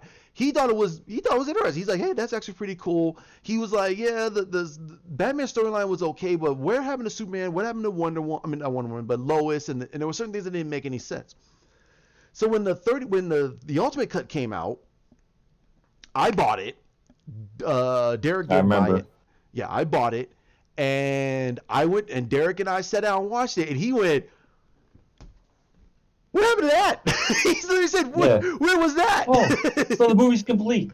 Great. What was Great. this? I can So sit in movies for 3 hours, people. yeah, I, I I can. I'm not a millennial. I can actually sit there for 4 hours. I went through a marathon to do Marvel movies to see Iron Man 3. You know how many movies I had to watch to get to that? A lot. Lot. It was a whole day. It was from the morning until the next morning. It was a lot. And I Right. watched it. Why? Because Robert Downey Jr. That was it. That was it. Yeah, I like I this agree. dude. Let me see this movie. Fuck that movie. I was so Okay. mad. I know. I suffered through all these hours, and this is what I got. Damn it! I know, I'm right? I'm going home. I'll never watch another Marvel movie in the theaters again. So It was true. I barely did it. Like I think I saw one more after that, and I was like, no, these movies suck. so so then the Ultimate Cut came out, and he put out a huge review and says, "Oh, I love this movie. Superman was this and this and this," and he was talking about how great this was and this that. So I'm sitting there going, You "Uh huh." flip flop. Oh, really? Ooh. So then, because I was following this religiously, not him, but I was following the whole situation, and then I heard about that Zach and Chris Terrio. Now, Chris Terrio, mind you, is an Academy Award winning writer who wrote Mhm. two freaking movies and won Oscars for them. So this is not a schlub. And he said with Zach, hold on, the story's not done yet, and this is gonna be like Star Wars. It's gonna be New Hope, Empire Strikes Back, and Return of the Return of Jedi. the Jedi. So Yeah. that's how he was trying to build it up. So it's gonna be this grand crescendo of storylines, and we're gonna get all this stuff. And Zach already had a plan. It's not like he didn't have a plan. He had a plan, and he gave us the story. And we got, but fortunately we got Justice League. But this numbnuts decided to go anti everything and talk negatively about Zach. He talked negatively about Superman. He even said that my grandma introduced me to Superman, and I've been following Superman ever since this and this and this. I'm sitting there going, I watched all the old classic serial cartoons. I remember the old serial cartoons. I'm not that I old, but remember that. I And then remember. Mighty Mouse came on right after. Yeah. Pow! Yeah. Wait, did So you know that? No. All right then. so I'll go I pull watched it back. I watched a little bit. I watched a little bit of the George Reed's version. I watched a little bit of the Kirk Aaron version. I watched some of the old Adventures of Superboy. I watched I watched a lot of old Superman stuff. And this comes from a guy who doesn't like Superman that much. I don't like And here's Superman the that thing much. too. There's a song called "Superman is Dead," and that's about George Reeves Yep. killing himself in his house. Right. That dude was Superman. They said there's a curse of Superman after what happened to Christopher. Yep. No, they called it the curse after Christopher because George Yep. was like, damn, that's a tragic situation. And then what happened to Christopher Reeve? They're like, okay, that role is cursed. Like, That role is what? Well, it turns out, no, it's not true. It's the Super Friends version that's cursed. Right. That's the one that's cursed. Yeah. The I break that- you if you get to my way version is okay. It worked out. Homie's making good movies. Keep Right? going, Henry. Keep going, Henry. Yeah. And he got a big TV show and everything. He's making a lot of money. Simple as that. Yeah, man, Done. Witcher. I like it. I want Yeah. more. Yeah. Give me So more. so Even though it doesn't follow the story very well, but I still like it. it's fine with me. Um, so then he does this massive anti-campaign talking about that. So when we get Justice League, and I think I told you right after about a month afterwards, John Aaron Garza, he and John Aaron Garza reminds me of Hawk. That's the reason why I like this dude. He reminds me so much of Hawk. He goes, "Fuck this guy." He literally goes, "Fuck this guy." You're like, High wow. five, bro. Yeah, high five. So he doesn't hold back very much, but he put out a thing and said he was dating this girl, and they went to go see Justice League. She knew that he was a big comic book guy, and she wanted to see the movie. They were dating and everything else. But after that Wait, movie, but after are that you movie, talking about the guy that has the attitude I have, or the no, panderer? John Aaron Garza. Oh, okay, He the yeah guy that has the keep it real, dude. yeah keep it Like, real yeah. So he said he was dating a girl, and they went to go see the movie, and after the movie, it was just something that was bothering him. It annoyed him so much. Him and the girl could not date anymore because she was pissed off. He was like, whatever. He's just like, he didn't care. He was so mad about this movie. He just couldn't. okay, first He of just. all, my dude, are you stupid? Over you what? No, No, bro. no, no, no. Like Hey, you here, can't act like it's gonna be easy for you to get a box. Okay, like they're not gonna just show up at your door. Like hey, if you got one that was willing to accept I'm you, not. Yeah, no, I'm not saying that the guy can get a girl or not. But the thing was, is that no. But it once you bothered have him. one, don't mess it up over a movie, bro. Like it's a movie, dude. Like But Christine saw me upset when I was watching what was that one Star Wars movie before the last one that came out I never watched? oh, Last Jedi. Was it Last Jedi? Oh, I was so annoyed. I was uncomfortable. She saw I was annoyed with the movie. I didn't want to be there, but we paid for it, so I didn't feel like wasting my money. But the movie didn't ruin a relationship. Like if you did that, yo, my guy, if you're listening, you're an idiot. You're an idiot. This girl accepted your comic books, and you're not gonna just. They don't drop on the floor like that, bro. For a woman to accept that, but then you were like, and then you lose her and they don't care. You're an idiot because you're not gonna find that easy. There's a I lot of posers out there. There's a I lot of know. poser girls out there. You're gonna find those dime a dozen. But Yep. one that's only that's gonna treat you right and go see these movies with you and possibly like the movie with you. Like, what about her opinion? Maybe she liked the movie. Fool. So yeah, no, I don't like you, bro. You're not like me at all. You have no brain. That was stupid. You lost a girlfriend because a movie? You're an idiot. Get out. I'm done with this guy. Uh, Hawk, ladies and gentlemen, Hawk. yeah, dude, you don't keep it real. You're a poser. Like you had somebody that was actually cool with it. You're a moron. You could have waited for another movie and watched another movie, and then she'd be like, "I like these movies." My wife doesn't like romantic comedies, bro. We watch these movies. There's some she likes, and there's some I don't like. I didn't want to watch The Kingsman. She wanted to watch it. I watched it, and that murder scene in the church, I was laughing. It was great. I was like, I like this movie. The second one came out after Jawan told me what happened with it. I was like, fuck that movie. I'm not watching it. It's a waste of my brain power. But you, my bro, you need to stop. You need to stop. Grow up. I'm done. I can't because I'm gonna just go off. All right, all right. So, John R. Garza released the whole a video about Don't this even one. mention his name. Mention Oxygen Thief. No, I'm gonna mention his name. Oh, um, bro, I don't want to hear it, dude. No. Here's the thing: if it wasn't for this guy, we wouldn't have some of the movement we have today. So you gotta give props for that situation. And I'm not also, giving him props. He's stupid. I'm not. We would have had somebody else do it that actually had a brain. There's people out there that actually believe the way we do. That guy is not a movement. For you I said to I act like said I, that, you're not a movement. You're just someone that tripped over a freaking banana. come on, man. All right, hold back, hold back. So,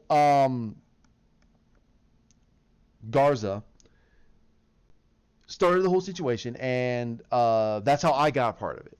And there are a lot of things that I disagree with him with certain things. Like I said, I disagree with a lot of them. A lot of other YouTubers out there, not just him, but other YouTubers and some of the things that they want. And I agree with a lot of things that he says and a lot of others. But this guy, Jody, his name is Jody. You He, got a woman name. you right? Wow. Yeah. Um, this guy bandwagoned so much that he he tried to go to war with one of my another YouTuber's name is Film Gob, who does a lot. Oh my God, that guy. The guy looks Middle Easterner, but he's Scottish. Oh, I know that guy. Yeah, he's not that bad Yeah, sometimes. There's a lot of things he says that I'm kind of like, hmm. yeah. Like I said, Like, and that's you fine. know If you what? can, No, he's a cinephile. He's a cinephile. He's not yeah, a comic book fan. I think he mentions that. Yeah, I'm not a comic book fan. I like movies. So I give him props for that because he was genuine with the fact of I don't know anything about this. I like movies. I break down yeah. the cinema. I understand what they were trying to do. I'm sure he probably had an interesting review for the Joker or whatever because it was very cinematic. Yeah, because the No, guy's a I think he cinephile. loved I it. know what I you're think he talking loved about. it.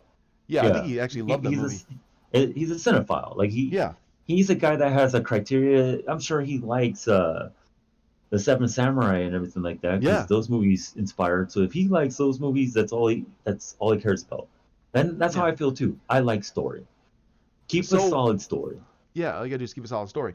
So Jody went on this huge anti-campaign, like I said before, and they were button heads with other people, and he reimagined his whole channel, and now that he brings in other black people, and all they do is just ream over DC films. But they talked about like he was one that talked about like that Patty should have been the one that instead of Zag, Patty should have been the one that dealt with the whole DCEU. And that should be Zag. Zag don't know what he's talking about. I'm like, what? What the hell are you talking about? So he kind of did a situation where he doesn't know what the hell he's talking about, and on top of that, he's adding in things that makes no sense. Um, I'm again, it's not the fact is that I don't know if Patty I don't think that Patty can do it. It's never about that. It's the fact is Patty does not have the level of movies that Zach has under his belt.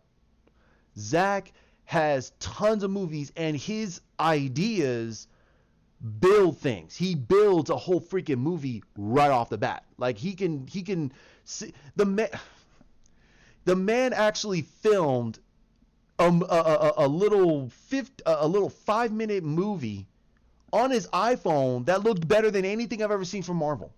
Right. So instead of Patty Jenkins, you know who would have made a better Wonder Woman movie? And I'm telling people right now, and this woman knows how to make a solid story. Catherine Bigelow. If you don't know that name, Hmm. in the 90s, she made an amazing movie with Patrick Swayze and Keanu Reeves called Point Break. She knows Hmm. how to make a solid story. She did an action movie that was unheard of for a woman to do, and it was so good. It's a cult classic forever. They tried to do a remake of it, and And it it was like tanked. a hot turd. Yeah. Because why? Because they didn't know how to do a story, solid story. Then she did a very heartbreaking story about uh, man, like it was hard for me to watch this movie, The Hurt Locker, because it's Hmm. just desert situation and all that. But Yeah. it was a heartbreaking story. If you really paid attention, Jeremy Renner, he did a really great job. Guy Hmm. Pearce was kind of in it, but he was just there to help, push along the story. It it's a solid story. It's a slow burn, but she knows how to do a story, beginning, middle, and end. She doesn't fall apart at the end. The end finishes strong. Yeah. So she would have been far better to do that than anything else. And I bet you anything she'd been like, I need you to look stronger. You can't look like a stick. I need you to build yourself up a little bit more. You don't need to look like a bodybuilder. You just need to build up just a little bit more. I'm sure she would have pushed for that. She'd be like, no, no, no. You need to build up a little bit more. But whatever. Like, this woman makes solid films. She did Zero Dark 30, Detroit. I mean, come on. Like she makes solid stories. She did a vampire story that was interesting, and one of my favorite movies with Ralph Fiennes, Strange Days. Like that movie was trippy, but it was cool. But Patty Jenkins this, Patty Jenkins that. She does not make solid movies. Oh, you She want to know hasn't. another one that was super solid that I'm sure a lot of people uh, would like and nobody knows about? But I think she was a part of some other movies too. Like I'm gonna look it up right now because she did solid stories. Um, again, Like it's I like, don't know, man. listen. I don't. I'm not blaming all of Patty Jenkins for Wonder Woman.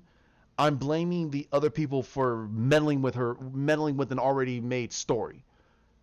Again, I'm not blaming Patty for that. I don't believe that's Patty's fault. I think that I believe that Jeff Johns came in and basically told her this is what we need to do, and he remodeled the whole third act because the first two acts of the movie were great. The first two acts of the movie were great. It made sense. It made absolute sense. By the time we got to the third act, it's like, wait a minute, why did it turn itself into a PS2 game? Yeah. Why is Ares flying in the air? Why is Wonder Woman jumping like she's the Hulk trying to fight this dude? Why are we getting almost Oh, DBZ? This makes absolutely no sense. so I remember the other movie that everybody liked. It was with Harrison Ford, The Widowmaker. Oh I was yeah, that trying to one was remember good. the other one that people really liked. It was really good. And Harrison asked his mom to help him with the Russian accent because Harrison Ford is half Russian. Right. And that movie was really cool. Like I was like, man, this one makes awesome movies. So, I But mean, I Patty got, Jenkins, like, but, please. but here's the thing though. Patty Jenkins hasn't done a lot of movies, and who knows if Kathleen Bigelow was gonna do it. That was the thing. No, but was she We even don't know. asked? We don't know. And that's the thing. We don't know if that was the first person they called or Patty jumped on the boat and said, "Hey, she would love to do this," and they went with Patty Jenkins. We don't know. And also, we don't know if Catherine Bigelow was doing another movie while they were figuring out what they're going to do for Wonder Woman. We don't know. That's something we got to look into. Like what the year that Wonder Woman was being created. Let me see. That was back in 20. That was back in 2016. No, 2015. It was in 2015. And hold on, nope, I don't want to be wrong on this.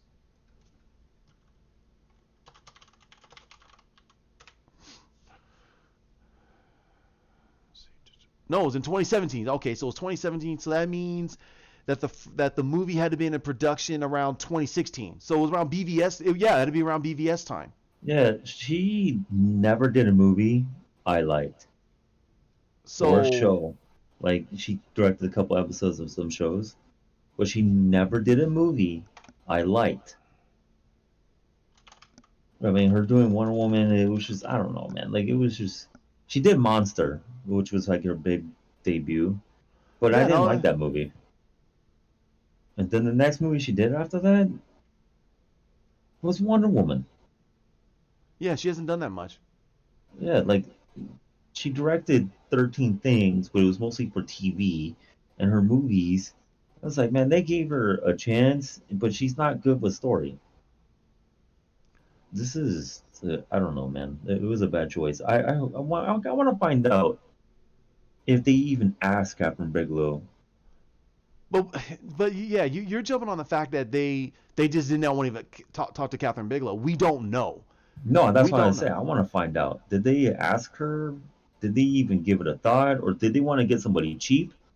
There's a chance that they wanted somebody cheap because Catherine's made some solid movies throughout her career. The movies people like, and they're cult classics. So there might be a chance, like, whoa, we want to get somebody that's up and No, she couldn't coming. have done it. That's not. Nope, she couldn't have done it because Detroit came out in 2017 also. So that means she was still in the middle of doing Detroit. Yeah, and Detroit, She couldn't have done it. There I was no think way. people like that movie, but it was like very hard hitting. Like I said again, she makes another freaking story that you're going, what? Like this is rough. Like this actually happened. Yeah, it happened.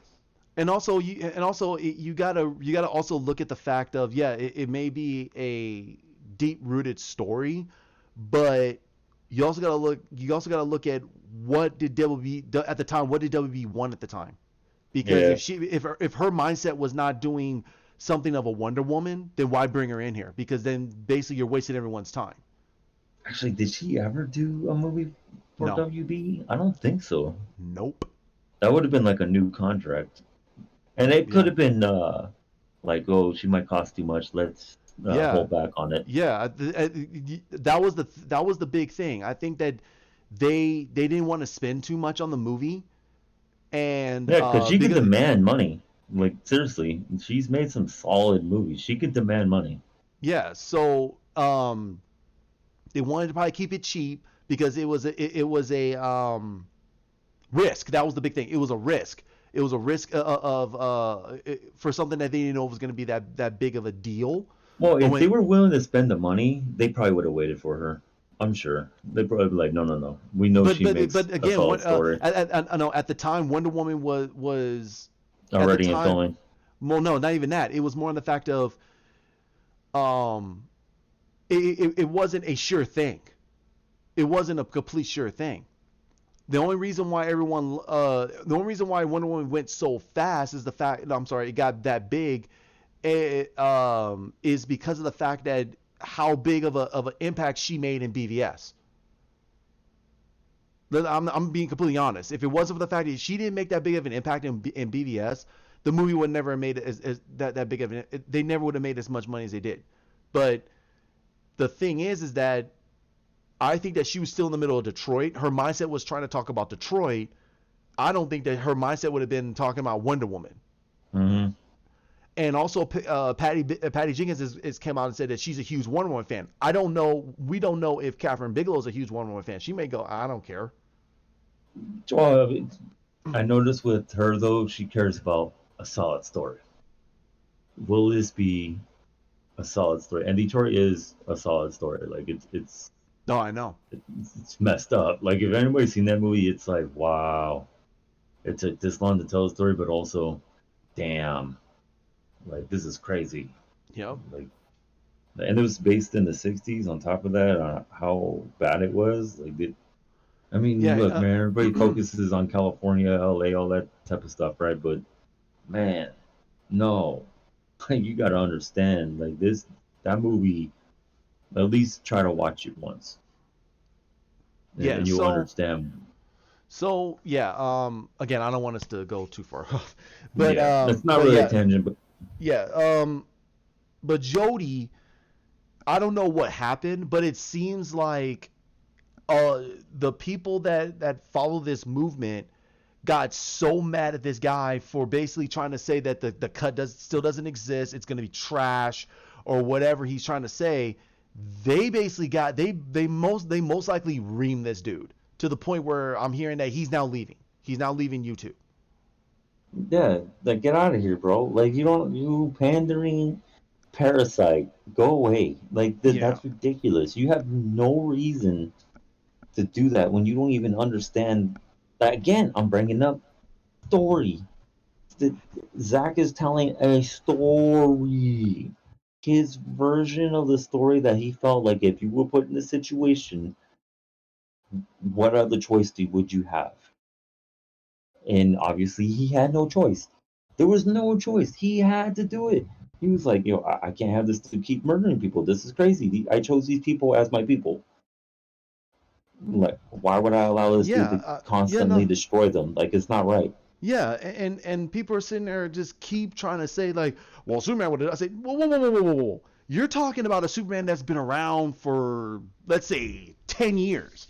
He's been And he Superman for a got long time. lucky He to get the got upper hand on Zod. Yeah. Everyone's gotta remember Lucky. something. Someone's gotta remember something. Here's the thing that people keep freaking forgetting.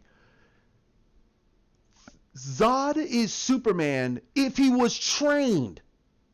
Yep. Zod is a This dude knows how to trained fight. fight. And He he's knows not how to even as fight. good as fighter as Jarrell. Imagine if he was trained as much as Jarrell. Jarrell is a grandmaster. Legitimate grandmaster. He had to sneakily kill this dude so he wouldn't die. He's like, "Oh, I gotta stab you when you're not looking, bro. Because I know you're gonna kill me. You taught me." He says it. You taught me. And the dude's a scientist. How scary is that? It's Like, and it's Superman's nowhere near that. Can you imagine? You'd be like super Batman, but not as smart. It's like, what? That guy, Zod, is a borderline ninja with yeah. powers. This is scary. And then here's the thing. Here's the thing. It seems like everyone wants to pick and choose when it comes to comes to Man of Steel. Does anybody remember? Yes, Jarrell beat the crap out of him, Yeah, but because he taught him. He showed I'm still the master. so And he got so distracted because of his kid. That's the only yeah, reason his why he kid. died So at that time. so It's like, shit. the, does anybody remember what happened in Smallville? Yeah. Feora, no, yeah, Feora Mm-hmm. was she was legitimately beating the living hell out of him, and she was still Yes. screwing with him. She was still screwing with him. Are you kidding me here? This Yeah, guy was she swing. look at her as a first degree black belt. You Zod, you're lucky that dude was emotionally distraught. You're Yep. so lucky this guy was so distracted. He would have Well, killed you. no, no, You not yes. and here's it. And well, here's the other small little bit that people don't that people seem to gleam over. He was just starting to learn how to use his powers versus Mm-hmm. Kal-El, who just learned how to fly, who's been flying for I don't know maybe about a couple of Months. weeks, maybe a No, I couple would of say weeks. about a month. No, because he learned how to fly. He flew home, and then he was there, and then he basically had to no, I Well, would say then he about also had years with his so powers though, he had years with with his minus the fly. with without the flight and everything. So he doesn't know the full length what he could do when he flies.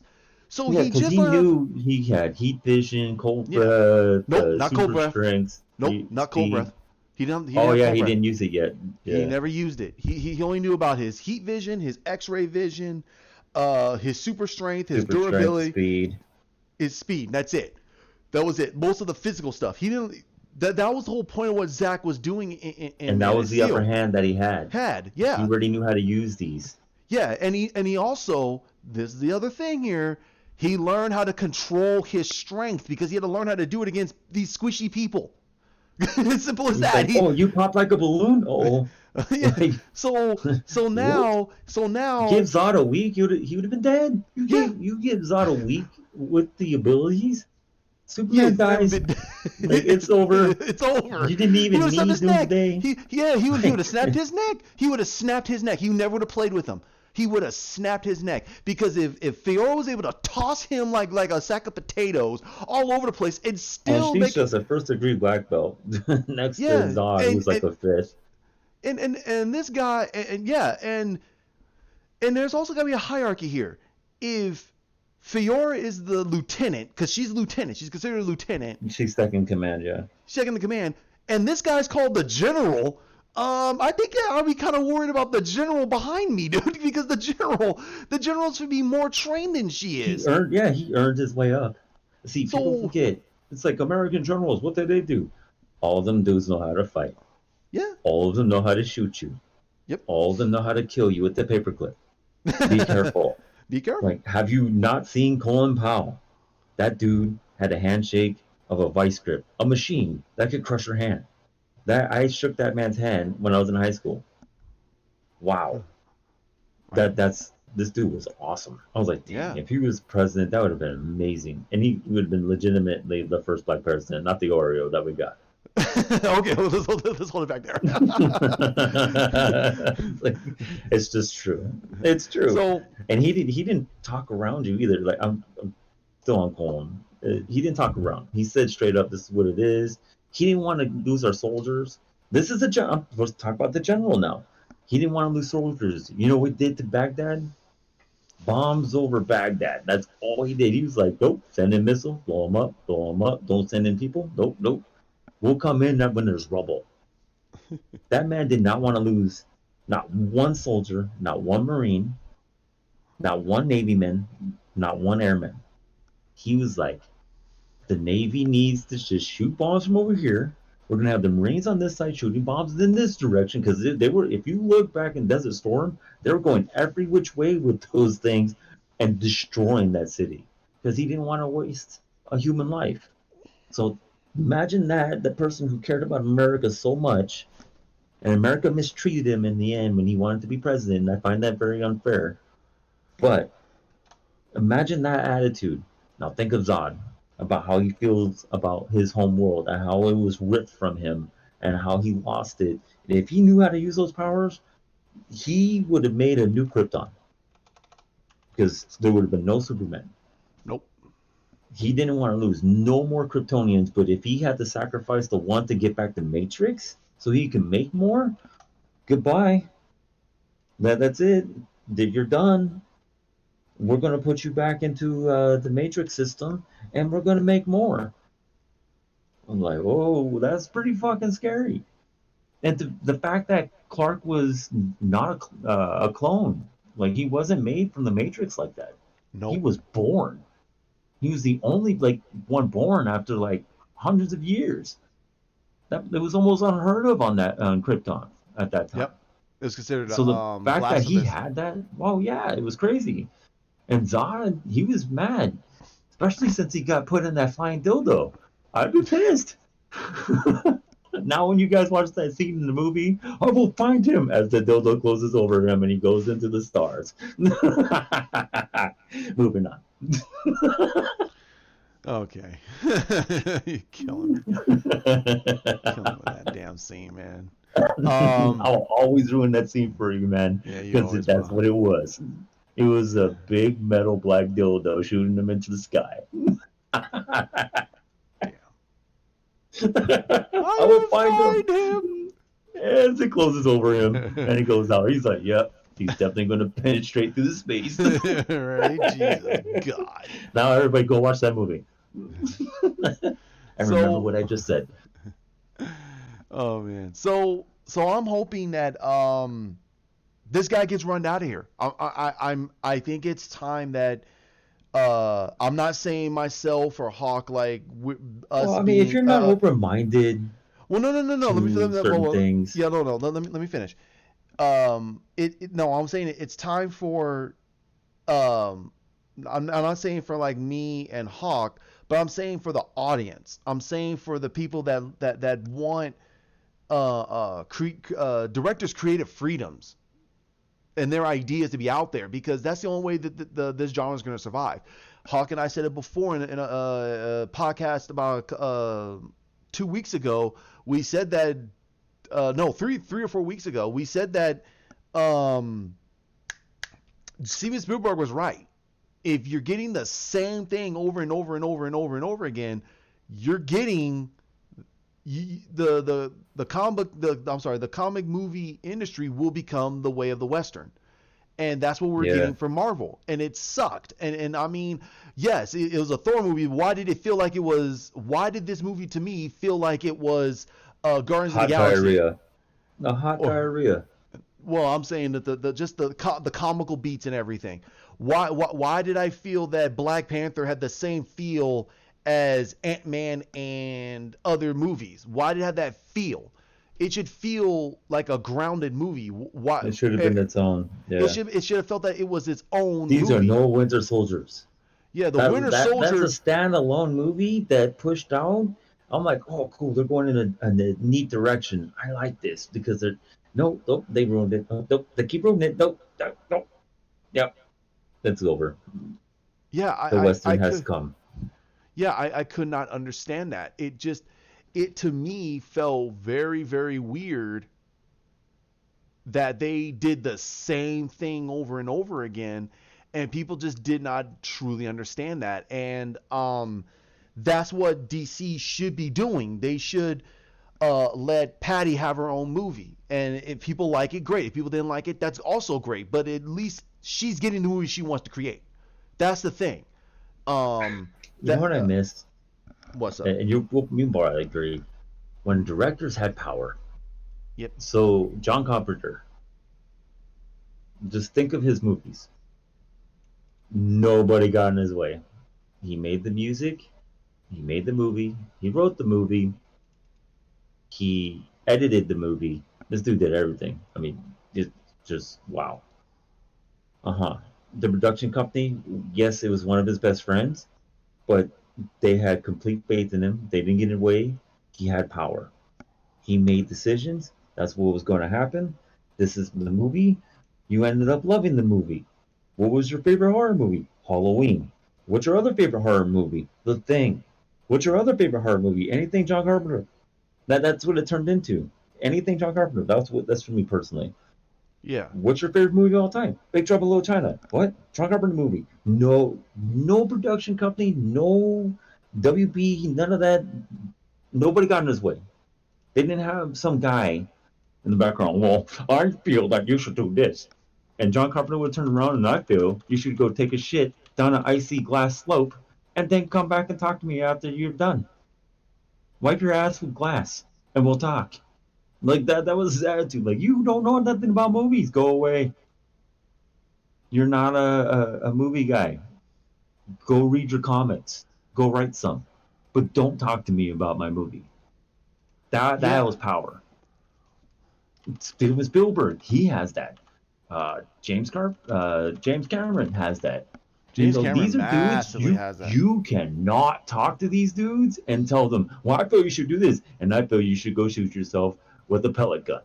Now go away. Like, just leave. Or walk into an electrical fence and piss yourself. Okay? I don't want to hear you. These dudes have too much power. They're finding people that they could step on still. And I'm sorry for Snyder, but it's true. He can still kind of be stepped on because he never made that level yet. It sucks. Like, I just don't understand it. He's made some pretty solid stories, and he's getting stepped on. Why? Because he hasn't made the level that John Carpenter, James Cameron, Steven Spielberg, Michael Bay. That you can't tell Michael Bay what to do. Yeah, even though he jacked up good chunk of Transformers and he jacked up Teenage Mutant Ninja Turtles, and he had no And hands he on and that. he still, homie, still made money. He Yeah. still made money. And oh, Bad Boys 3 though, I like that movie though. No lie, I liked it. My favorite scene has to do with the forklift. If you've never seen it, it's phenomenally funny. If you have dark humor, but it was great. I loved it. But you can't tell that dude what to do. The guy can make hot trash and make money, but it's hot trash that it's entertaining. Not like the Marvel movies. Marvel movies are not entertaining to me anymore. It's hot trash. It's making money, but it's not entertaining. I don't want to own it. I don't want to own it. I'm willing to own the Transformer movies. Yeah, That says something. I got the first one. I think I got the second one, and I was like, I'm done at the third one. I was okay with the one of the other ones, but then the last one was just, oh my god, it was hot trash. They were trying to just, Uh, you're okay with one of the Mark Wahlberg ones, but not the other one. yeah, the first Yeah, one. The first one yeah. was The first good. one was cool because it was a Tinkerer situation, and Yeah. I thought that was interesting. Bumblebee, that was pretty cool. Oh That was yeah. another take that I liked. A lot of people give it a chance. It's on Prime, so you can watch it. But Hmm. directors who have power, Martin Scorsese. Oh my God! Yeah. You sneeze next to this man. He was like, "You're messing up my vibe. Go away." Like, okay, sir. He's like, "I got family connections." Yeah, I believe you, bro. Like, I totally believe you. Like, there's no way that man doesn't have connections to the mafia. It's impossible. Like, there's people protecting that man. He's like the the golden statue of Italian cinema. They're gonna protect this dude until he dies of old age. They're like, yo, make some more mafioso movies. No problem. Francis Ford Coppola, even though he only makes wine now, and this wine's actually really good. You couldn't tell him what to do. He made The Godfather. You couldn't tell him nothing. And then he made an amazing sci-fi show. And nobody told him what to do until the ratings dropped on sci-fi, which was First Wave, Oh which was a yeah. really cool show. That was his show. Why? Because he loved sci-fi. But after the show tanked after like I think third season or so, he was like, I'm just gonna go to my winery and just make wine. Right. He made more money making wine. Great, that's fantastic. But this dude had power, and he got tired. He was like, "Oh, you guys didn't understand my vision for the sci-fi show. Man, that was a cool show, man. I'm upset. I like that show, but Yeah, trust me. it happened. It Yeah, was gone. yeah. No, I Directors mean, with power, you can't yeah. hire them for these movies. That's what I'm getting at. This is Um, why Zach got stepped on. This is why Josh is, in the butthole of the movie cinema, and all he sees is Dookie, and he's eating it very well. And this is why the movies are not doing so good because he still could get stepped on. He has no power, no say. That's why they're hiring these directors. They have no say. yeah, I understand that, and that's the reason why I'm saying that this cut is very very important because it's part. It could give Snyder power. It can It give has a Snyder some chance. power, yeah, and I think that we and here's one thing, and I think we should wrap this up. This is gonna be the thing we need to wrap this up with. Um, Zach has been with WB for a very very long time, and So is Clint Eastwood. he is the only director that has had more director's cuts than any other director. Yeah, that's very true. And, Because and, and they dookie on him, man. That yeah, sucks, dude. You and know I think, why? well, no, hold on, let me finish this. And the and I think with Justice League, that was his final straw. That was the final straw that broke his back because he came to them with an idea. He said, "I want to do X amount of movies." Now we know people said it was a 5 movie arc. I personally don't care. He came in with an idea to do these movies. He had the okay and the thumbs up by Christopher Nolan, who made 2.5 movies for Batman movies for WB and made over $5 billion. 2.5. Why'd you say point 0.5? It doesn't exist. The Yeah, third it one doesn't doesn't exist. exist. Yes. It was the FU, really. It was the FU. Why you made me make this movie? It was an FU because he was done after he passed. Yeah. He was like, I don't want to do another one, just respect for him. They kept berating him. He was like, fine. It was such a terribly written and done movie.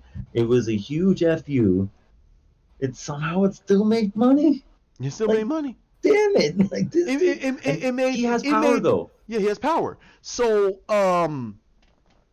that's why and then Zach with Christopher Nolan did Man of Steel. It made over $600 million on a movie. Yes, it's a Superman movie. It should have made more. Okay, but we haven't had a Superman movie since Superman Returns, and that movie got bombed out of nowhere when it Yeah. came out. So for it to make over $600 million, 654 I think $1 million, I mean, over $650 million. it's quite a bit of money, man. That's a good amount of money for a movie out of nowhere with an and I hate to say this about Henry, but he's an unproven actor. He hasn't At done that anything that time. big at the time. He hasn't done anything truly big at the time. But But now he's he's made some pretty solid. interesting movies. He's solid, and he will keep himself in shape. He will keep his wits about him. He's not being stupid, and he's being respectful for everything that's going on. Yeah, So I you liked have him in Fallout. yeah, he was awesome in Fallout.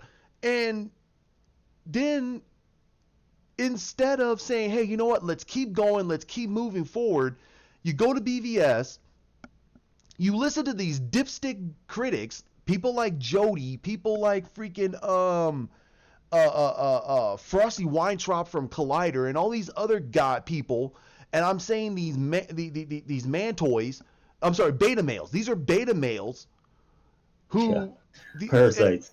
so you listen to Oxygen these thieves. people, yeah, right? These are the people that basically are telling a movie studio how to make movies. What? Because we're the ones that pay the money. What money? You're No, not you're paying not. nothing. You're getting this stuff that you're watching this for free. You guys get to watch this stuff for free and criticize on it. So where are you That's not paying your money? fair. I want to see movies for free. How about you? We'll give an Yeah, honest opinion. and we'll give an honest What the opinion. hell? And we actually read the comics. And We're not posing. no, I bought comics recently. Like, are you kidding me? Like, so this is BS, man. yeah, so you listen to these people And they, instead of giving a fair criticism about the movie, instead of them giving a fair criticism about Man of Steel, they bombard the whole movie, bashed the director, even though he retold the story of Watchmen. I mean, almost 80, no, I'm sorry, about 90%. 90% from the book. 90%. The only thing he took Yeah, out, the ultimate cut was pretty solid. yeah, it's pretty solid. The only thing he took out was the freaking space aliens. That was it. That was the only thing he took Yep. out. That was it. Something that made no And sense. Doctor Where they go? Manhattan not caring. Yeah, that's it. That's all he did. So he gave you an almost page by page rendition of Watchmen, and Alan you're telling, Moore's story. That's yeah, and crazy. you, Like, and that, oh my God, we don't want to get into that's almost an Alice in that's another Wonderland level rant, stuff. dude. That's another Yeah, rant. dude. So I'm getting upset over this fact that the movie studio Fox, I'm sorry, not Fox, I'm sorry, WB, who, Yeah, pretty close. pretty close, yeah, that WB, who's been making movies since the 20s, is gonna listen to these fat artists who paint their fingernails and think that they're all feminists when they're not women, and listen to them about how to make movies. They've never made a movie. And then they're what they're doing is they're changing their they're changing how they talk to the casual audience to make them feel like they're on the same level and that they're smarter than what they are. And it's like, no, you're smarter because you're manipulating people into believing that they are something that they're not. The casual audience is smarter than they think. They have tastes. The whole thing that WB should have been Joker doing, proved that. Joker proved it. Exactly. Joker Yep. proved it. That And show what we wanted. all they had to do was defend the movie. Just defend it. They should have just defended Zack. Say, hey, listen, this is a full arcing story. There's a lot of stuff. There's a lot of cogs in the wheel here. We're just trying to build it. We see the base. We're seeing the people liking it. Unfortunately, I think we're going to go with the people that like the damn movies. And it's going to slowly grow. Marvel has the thing that they're doing. That's their thing. That's what they want to do. That's because they have the power of freaking Disney behind them ever since they bought them. But before that, they were just throwing out movies left and right. That's what they were doing. Let's be perfectly fair. They were throwing out movies left and right. They never truly had a plan until Avengers 2. They never had a true plan. Thank you, Wesley Snipes, again. I'll do this every time I mention you. You saved Marvel. Thank you for the Hail Mary of making Blade. Right. I hope one day this gets to you, or whatever times I thanked you, because I don't know if I'm ever going to personally meet you and shake your hand for that, but you saved Marvel when Marvel was still good back in 98. You probably made the movie in 97, and it came out in 98. Yeah. And then 2 years later, we got Spider-Man. And that was fun, and I like that movie. So, yeah. Thank you, Wesley Snipes, for Yeah. doing that. So that's why I am so upset over this nonsense with Jody, over the fact that it finally took 6 years to get rid of this cockroach. He's a cockroach. Parasite. Because he's a cockroach. Every time you try to squat him and make him go away, he comes back again. Parasites are harder to kill. True. So Oxygen, Steve. I need my oxygen, bro. So I'm very, very happy over the fact that this is happening, and I think that all of our audience members, anybody who's watching this, anybody who's gonna follow us and listening, realize that I'm not in it to make money. I just want to freaking just tell you guys my personal opinion. That's the way it is. I have a job and I love my job. It's a little bit stressful, but that's the way it is. But I love my job. I wouldn't trade it for anything in the world. I love my job. I would trade mine to be able to write and make movies for real. Definitely. Mine is physically taxing, and you know this from the personal level. Yep. So I'm tired. I want to just write and make movies, man. I was in a few, so I have a feeling, and it feels good. And I didn't do it for money because I did not make money in the ones I was in, but man, it felt good being there. I made friends in the actors community. They're not like the biggest stars or anything like that, but I have a few. and it's just very frustrating to as a writer to get out there because they're afraid of new stories. And we're talking about the recycling and stuff like that and the way of the Yeah, Western stuff. That's what's going on. I bring something new to the table, and man, they do everything in their power to stop a new story from showing up in theaters. yeah, I didn't rewrite somebody else's story. I came up with a whole new freaking series, and I'm struggling with it, and I wanted it to get out there because I want to make movies that we want to watch, that we would like, and that have a and story. yeah, Like not a and bunch of boobs and ass running around. That's kind of annoying to me. Like I want to know what's going on. You're gonna throw tits and ass out there and say, haha, that's great cinema. No, it's not. It's kind of annoying. Where's the story? How the hell did this person fall in love with this girl after one day? Fuck out of here with that shit. That shit don't work. Like get it, like you just met her, you saved her, great. Years go by, possibly still dating, maybe knowing each other. No, okay, because that doesn't fucking work that way, dude. Like get the fuck out of here with that. The story, please. and Beginning, middle, end. and it goes back to what I was saying about what Zach does. He makes the story make sense to He wants a himself, story. and He he does doesn't the throw story. sex in the story a lot too, and when he does, it's tasteful. Yeah, It's tasteful. Like look at Watchmen. It's tasteful. It's not like disrespectful or anything like that. It progressed because why? They knew each other for fucking years. It wasn't I met you today. Wanna play? Like no. That I appreciate what he did. They knew each other for years. They worked with each other. They were real friends. Showed that they had a developed relationship that they decided to go, why not? Let's see, let's give it a try. right. It worked out. That's And also, awesome. and also, it was from the damn book. So, Yeah, well, no, uh, I mean, but that's the thing. He understood. That yeah, makes sense. I yeah, could totally understand that. But her true love was actually Dr. Manhattan, but she fell in love with Owlman because it's like, you know what? He actually is more empathetic. This blue robot flesh dude doesn't care anymore. He doesn't. It's true. He doesn't. He's done. But he is somewhat empathetic though. A lot of people have Dr. Manhattan confused. Like he does have empathy. He's just logical about it. But I think Zach, what he needs to do, if he can, is somehow talk to Clint Eastwood and find out what his formula was. Because who is Mr. Warner Brothers? Clint Eastwood. He's never been with another movie theater production ever, ever. He's never made a movie outside of Warner Brothers.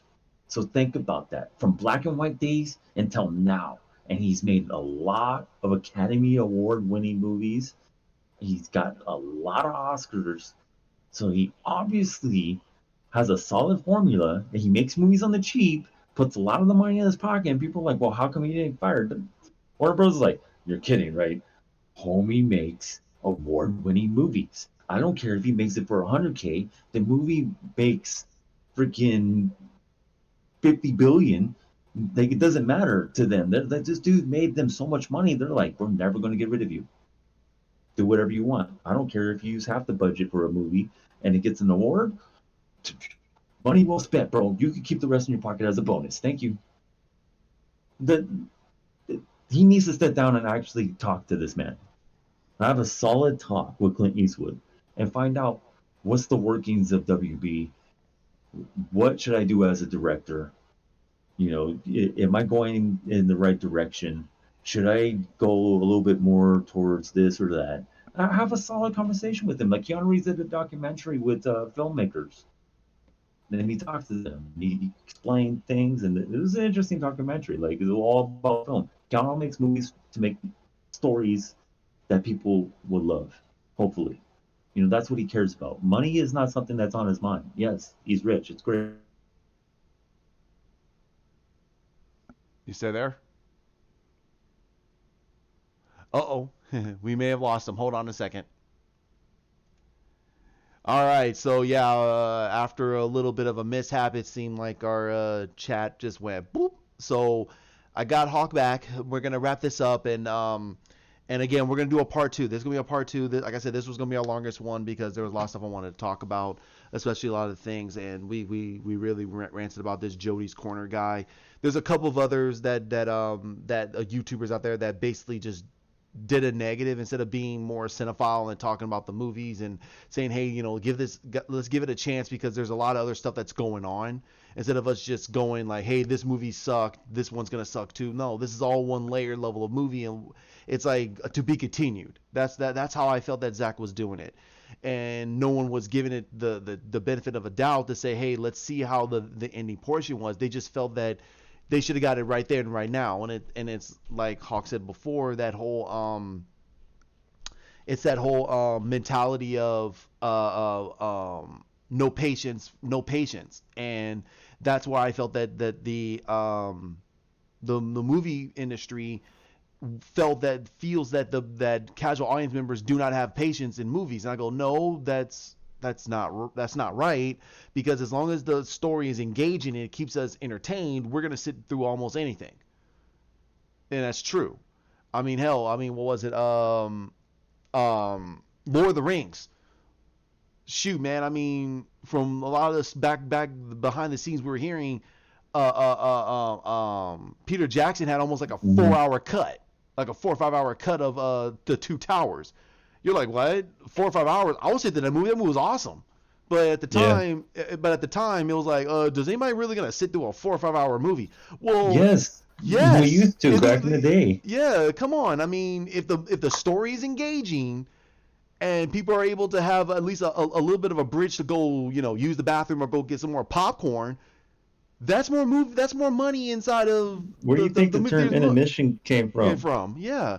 So it baffled my mind that we're going down to that we want more quantity instead of quality, and I feel that's what we were getting, and now people are fighting back against it because we got quality for the amount we got. We had almost not even we didn't have a 2 hour movie of Joker, and that movie was engaging. That made you just sit there for, and Yeah. I by the just time you recently realize got it, on 4K. yeah. So I mean, you really genuinely look at this and go, oh my god, and then by the time you realize he's about to shoot poor no, I'm forget that, shoot the dude in the forehead and say that he's sick and tired of being fucking stepped on. You're like, my god, the movie's almost over. It's like it feels like it hasn't been that long because the movie Yep. kept you engaged for so much. So as long as the movie's engaging, you're gonna sit through almost anything. So that's why I feel that the what Zach is doing with this movie was it's gonna be a miniseries. It's going to be a miniseries. It's gonna be like maybe two movies, and it's gonna be almost like how they did the TV movies of like It and most of Stephen King's movies and other stuff they did back in the '90s. We're gonna get that again, and that's how HBO Max is gonna treat this. They're gonna treat it as it's going to be a miniseries, and that's what we're gonna get. How do you feel about that? I'm okay with that. I mean, I just don't want to pay for it. HBO has too many platforms, and now are they getting rid of their old one? I don't care. And No, being on the for DC network, like how long do we have to wait to see it on that? Because we use the it. um there's a lot going on with that, and I looked into it. HBO, from what I heard, is HBO now is gone. It's gonna merge in with HBO Max. I think Go is going with it, That's fine, but so it's all gonna become one if you package. have the DC platform, why do you need to pay an extra $5? That's not fair. That's not fair. Why you have to pay extra? It's a DC platform. That's ridiculous. Well, I mean, we uh, we gotta see how it is. I mean, most people are gonna just probably pay for the month just to see it, and then done. After the month, they're gonna be Not, done. So, I don't even. They're not even offering a trial. They're like, well, you just pay $5 more and you get it. No, I'm good so because I don't like HBO like that. They did the crappy Game of Thrones series. I'm really not into it. They're and that's fine. bastardizing Watchmen, even though I do like the idea of it, but they have a misconception of the Warsack image, and that's kind of frustrating. We have to see. Like, There's just things I'm watching, and I'm keeping with that, and I'm not branching out until I get everything more situated around here, and I don't have the time. By the time I get home, it's like I have to I have to be in bed in like almost like another 3 hours, and now me sitting here watching HBO, and there's the other TV shows I can watch. So when it Yeah. comes to Watchmen, I'm okay with it. There's other things, and I mean, I'm still gonna be trying to see what's going on the DC, and there's also the Young Justice is gonna be coming out pretty soon. There's other TV shows. There's some new stuff coming on Netflix. I'll check out. So there's other stuff I can watch, and I mean, I don't have to sit there and watch Yeah, because Watchmen. I'm watching So season 2 of Umbrella Academy. yeah, so I know that's out, and there's another thing coming out pretty soon too, I think. So we're gonna see how Oh, that goes. The Yeah. Boys season 2, towards the end of the month, I think, or beginning of the month of August. I So think we it's like definitely got August that. 8th. I think it is. It's August 8th, I think. But okay. So yeah, miniseries would be great, and we're gonna cut it there. So like, comment, share, subscribe down below, hit that bell, and like I said, every Monday we'll get out a podcast.